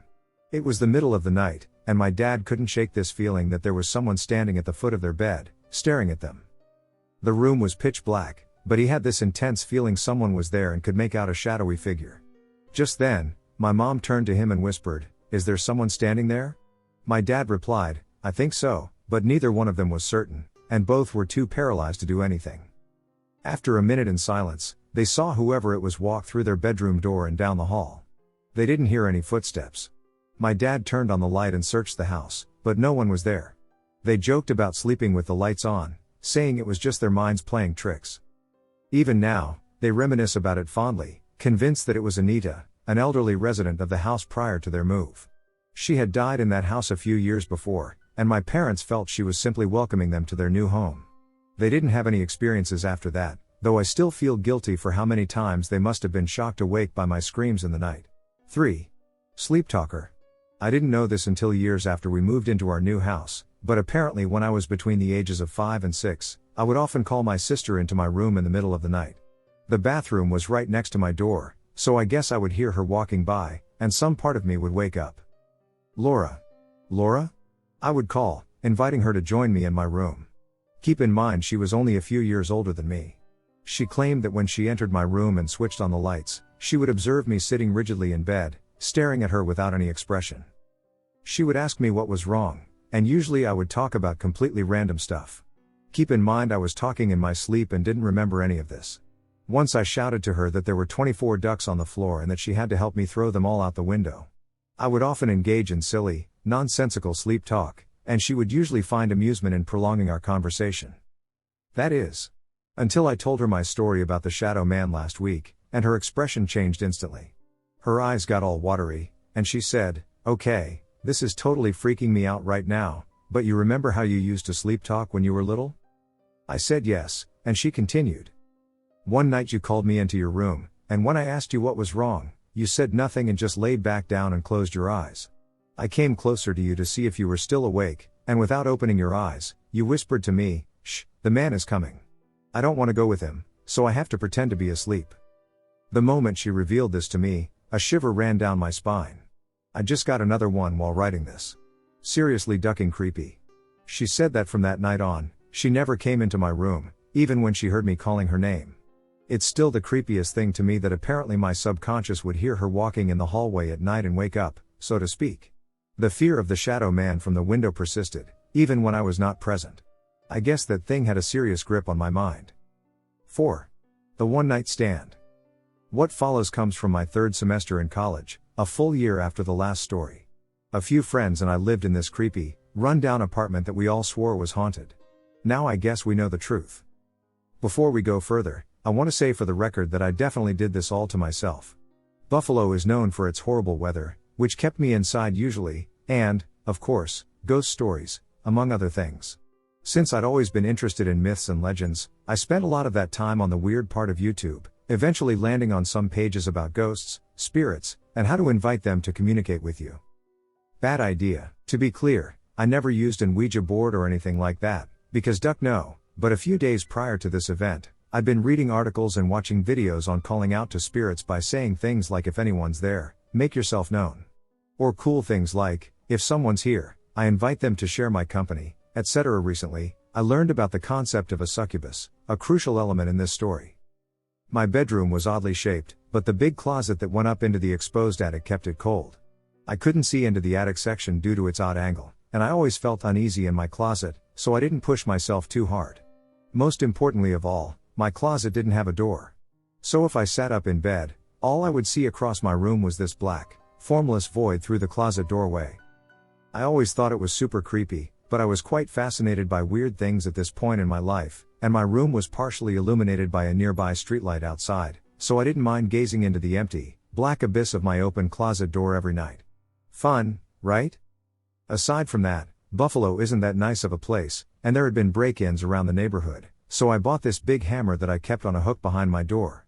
If anything ever went down, I could easily grab it with a quick lunge. It made me feel pretty safe. This all happened after many nights of me inviting things to my bedside to no avail. The incident happened on Halloween night, ironically, and I had spent a large part of the evening drinking my face off with my friends at a party. I blacked out at some point, so I wasn't even sure what time I got home. My drunk ass randomly wakes up in my bed, facing the wall to the right of the bed. I'm just getting my bearings when I suddenly feel the girl I brought home big spooning me, cuddling close to me with one of her arms wrapped around me. I hear her yawn and let out a quiet giggle before she starts playfully twirling my hair and sensually drawing lines down my ribcage and around my back with her fingernails. Stepping out of my drunken stupor, I realized I couldn't remember who I brought home from the party. To me, this was hilarious, and I was desperately trying not to laugh. I was popular with a handful of sorority girls at the time, and I was embarrassed I didn't remember who came home with me, but then it clicked. I didn't bring anyone home. The memories returned with a forceful gust. I had stumbled home alone. But I could still feel hands on my back, someone's legs wrapping around mine, warm breath on my neck. And at that point, I freaked the duck out. Suddenly, the legs gripped tightly around mine, the way a python snares its prey. Fingernails clawed into my back and wrenched hair out of my scalp. Whoever or whatever was in my bed was attacking me like a feral animal. I was so terrified I was completely paralyzed, too afraid to turn around. I didn't know what to do. As the nails clawed into me and scratched me, I started praying. Just praying that God would help me. After a few moments, the pain was so great that I finally sprung up, scrambled out of bed, grabbed the hammer, and flicked on the light. There was no one there. There was only an empty, messy bed. I stood there in pure awe, holding the hammer and freaking out. I went to the bathroom, got some water, and went back to bed with the lights on. Somehow eventually falling asleep. In the morning, I got up and took a piss and figured it was all a bad dream. But when I returned to my room, I saw the hammer sitting on my bedside table. From then on, I never tried to invite anything into my home. The problem is, some doors don't close that easily once you open them. As I mentioned, my creepy closet didn't have a door. I've never believed much in these sorts of things, but I believe I saw and felt something last night in my bedroom. Please share your thoughts. So, last night something very bizarre happened. Very bizarre. I've always been a logic-based lad, only believing what I can see with my own two eyes or what logically makes sense. I've always thought on this topic with ghosts and spirits and been like, I don't really believe it to exist, but if it does, there really isn't anything to do about it. And they have as much right to be here as us. But I've mostly believed it to be superstition. So, for information, I, 21M, live very close to a graveyard/cemetery. I can look at it from my apartment. Roughly 20 meters from it, and I've lived here for 4 to 5 years. I've on multiple occasions walked through the cemetery at night, after 0 o'clock and generally very late, when on the way home. Nothing has ever happened, I've never been disrespectful in there, just as common decency, and I never believed in the occult. I've never been scared to go in there at late hours. But yesterday/today, Sunday 16th of March, 2 o'clock-ish, I woke from a dream. I can usually force myself to wake up when I dream, especially if it gets uncomfortable. When I dream, I can wake myself up, it's quite nice actually, but anyway. I had this weird dream where a snake or something tried to crush/suffocate me, which isn't a very comfy feeling, so naturally I woke up, and I could still imagine this feeling when I woke up. I blinked a bit and then looked to the right of my bed, where I saw this slightly obscured figure. It resembled a human female figure, and I couldn't make out the face. But the hair and the body were undeniably human and female, with dark/brown hair down to just above the shoulder. I wouldn't say I was downright scared, but I was shocked and a bit weirded out. I stared at it for roughly 1 to 3 seconds, and then it disappeared, like it flew obliquely through the ceiling, the way out to the street, in the direction towards the cemetery. By the way, mind it was dark in the room, I couldn't make out all the details, but most of them. She was also slightly translucent. I was just blankly staring at this point, thinking, what the duck just happened? Turned my head back to look through the ceiling and made the sign of the cross. I'm not religious either, and as I know a little Latin, I said, E nomine Patris et Filii et Spiritus Sancti. Before looking at my phone to see the time. I don't know if it was sleep paralysis or just my imagination. I could move. I am no longer so certain about ghosts being superstition and religious fools believing it, I have to admit. But can anyone in here explain to me whether what I saw is a ghost, or if it's simply my imagination doing tricks on me? Bad if it is real. Should I be worried? I think I took it quite chill. I didn't freak out or have any feeling of dread or fear, more like WTF, I guess paranormal stuff is true, and mumbled it to myself. Can anyone please help me out here? And share your thoughts? Thank you beforehand, I sincerely appreciate it. And thank you for taking your time to listen to this as well.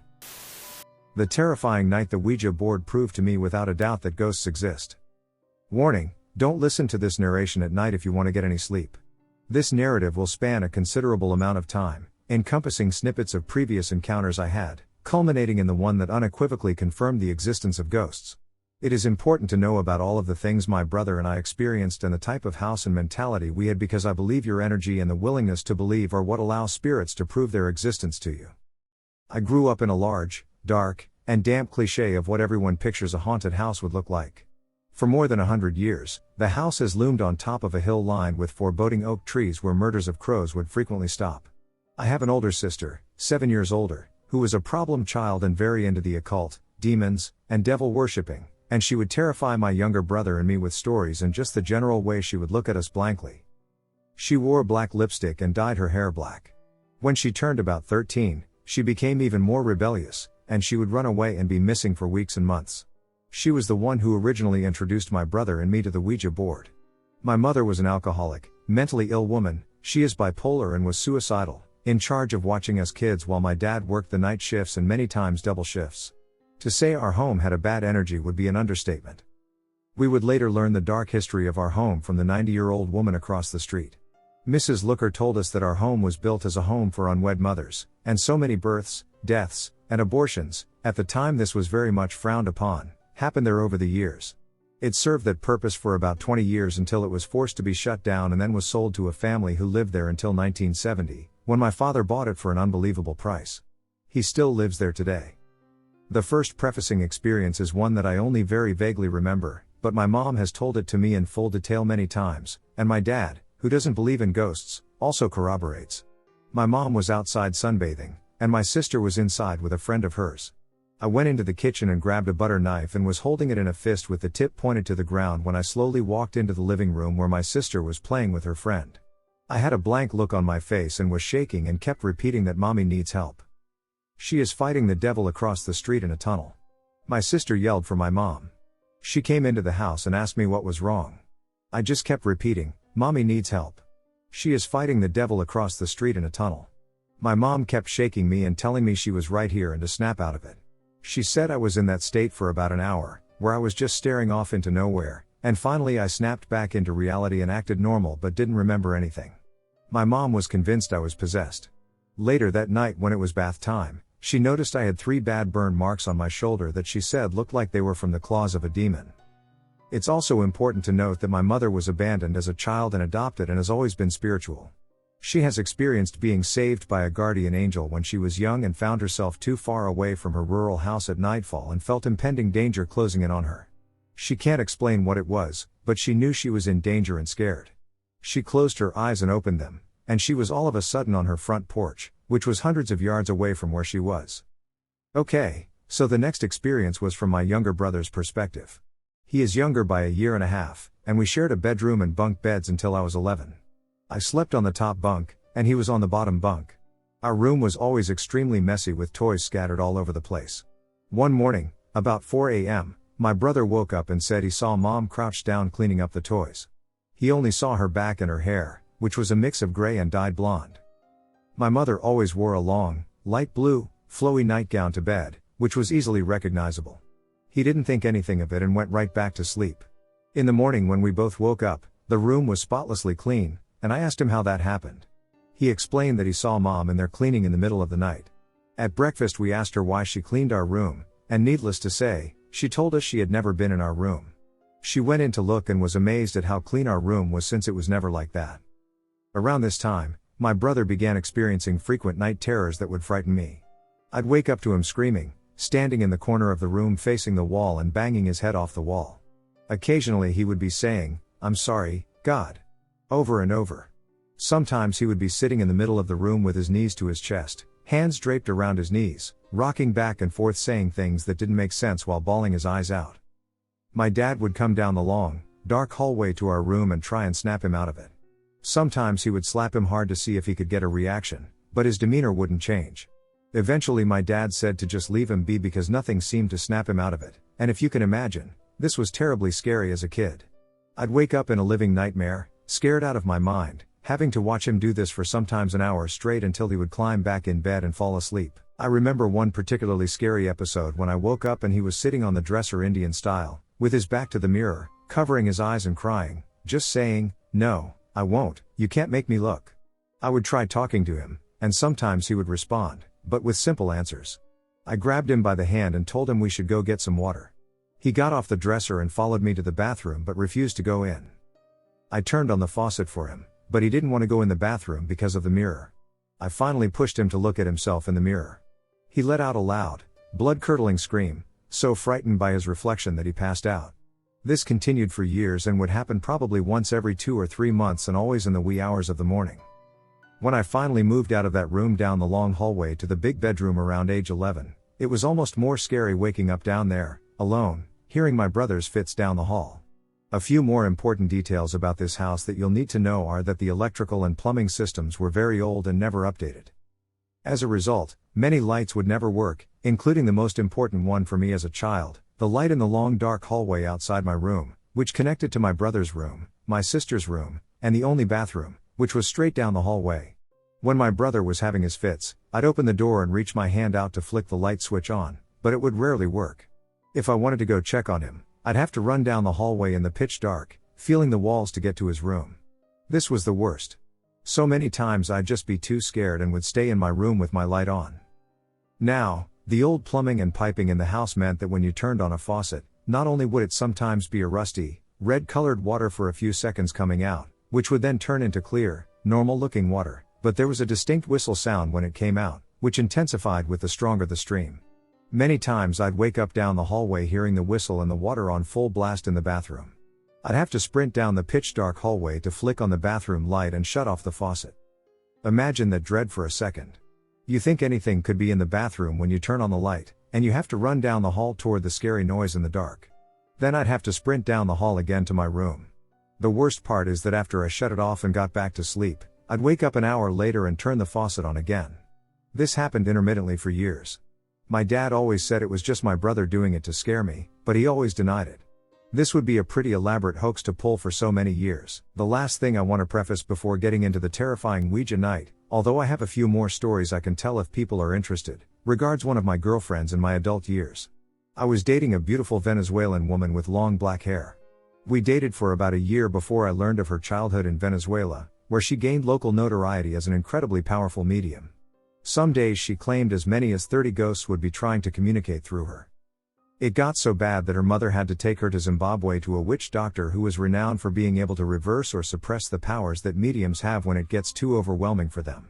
I understand, it was difficult for me to believe as well. However, when I spoke with her mother, she recounted the entire experience, and she was visibly emotional as she shared it.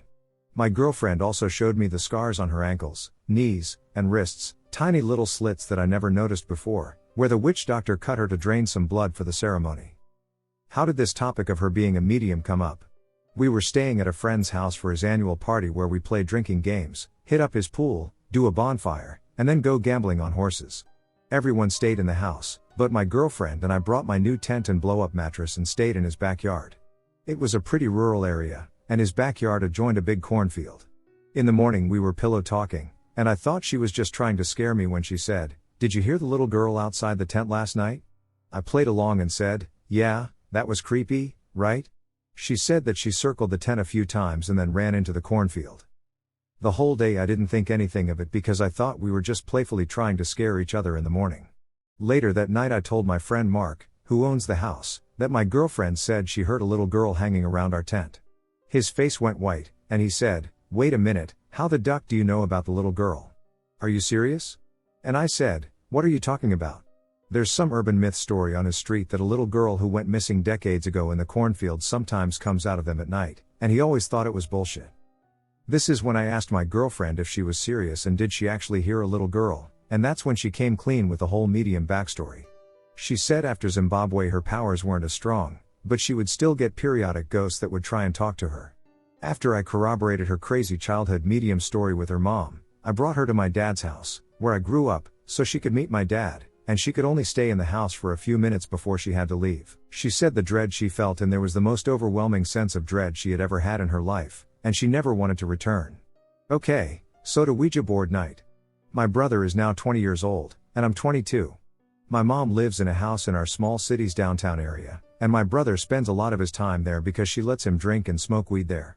He had been there with his girlfriend playing the Ouija board all night when I got there after a night drinking with friends. The door was locked, and I knocked. He came flying down the stairs and swooshed open the curtain to see me standing there. He looked as if he had just encountered a ghost. I've never seen him this scared. He just tells me to come inside, and I wouldn't believe what was going on. He says he and his girlfriend have been playing the Ouija board, and they have this very strong, evil spirit who calls himself Oz that has been talking to him all night. He claims to be Oz because he encompasses everything and is omnipresent, according to the spirit. He said Oz has been spelling out "end mom" and saying evil things about her all night. She was sleeping in the room next door through it all. Oz was very vulgar. My brother said that he had knocked down a crucifix off the wall and opened and closed the bathroom door just a few minutes before I got there. The hair on the back of my neck was standing up because I believed my brother and I felt dread, but I didn't have proof that I saw with my own eyes. I watched them playing, and the planchette was whipping around the board, answering questions quickly. Oz fixated on me and started by spelling out "brother." My brother asked if he wanted to talk to me, and Oz said no. He asked if he liked me, and Oz said no. I then asked my brother to tell him that I didn't believe him and needed a sign. Oz spelled out "die." Oz then asked if he was going to hurt me, and I said no. Then Oz spelled out mom. At that point I went into my mom's room to make sure she was okay, and she was. When I was in her room, I stubbed my toe and tripped a little bit. I came back out to the living room and told Dan that mom was okay. My brother commanded him to leave my mother alone. He said that he wanted to see a sign. Oz then spelled out trip. I started to feel a little wave of energy come over me as I was thinking, did he just see me trip? My brother asked him what he means by trip, and I told him that I just stubbed my toe in mom's room. Then I asked him if he could hear me, and I started addressing him myself. Oz said he could hear me. I said if I wrote down a word on a piece of paper, would he be able to see it and spell it? He said maybe. I asked if he would do it. He said no. So I started to verbally abuse him a little bit, calling him a coward and a pussycat, and saying that if he really wanted us to know he was real, he would do it. The planchette began to fly around the board without stopping anywhere, but eventually spelled out the word short. I asked if it wanted me to write short words, and it replied yes. I went to the far other side of the apartment with a piece of paper and a pen, and I wrote down C. I came back, and my brother asked him if he saw what I wrote and to spell it. The planchette slowly circled around the board and landed on S, then it slowly went to E, and my heart raced, and I almost started crying from emotion. Then it landed on X.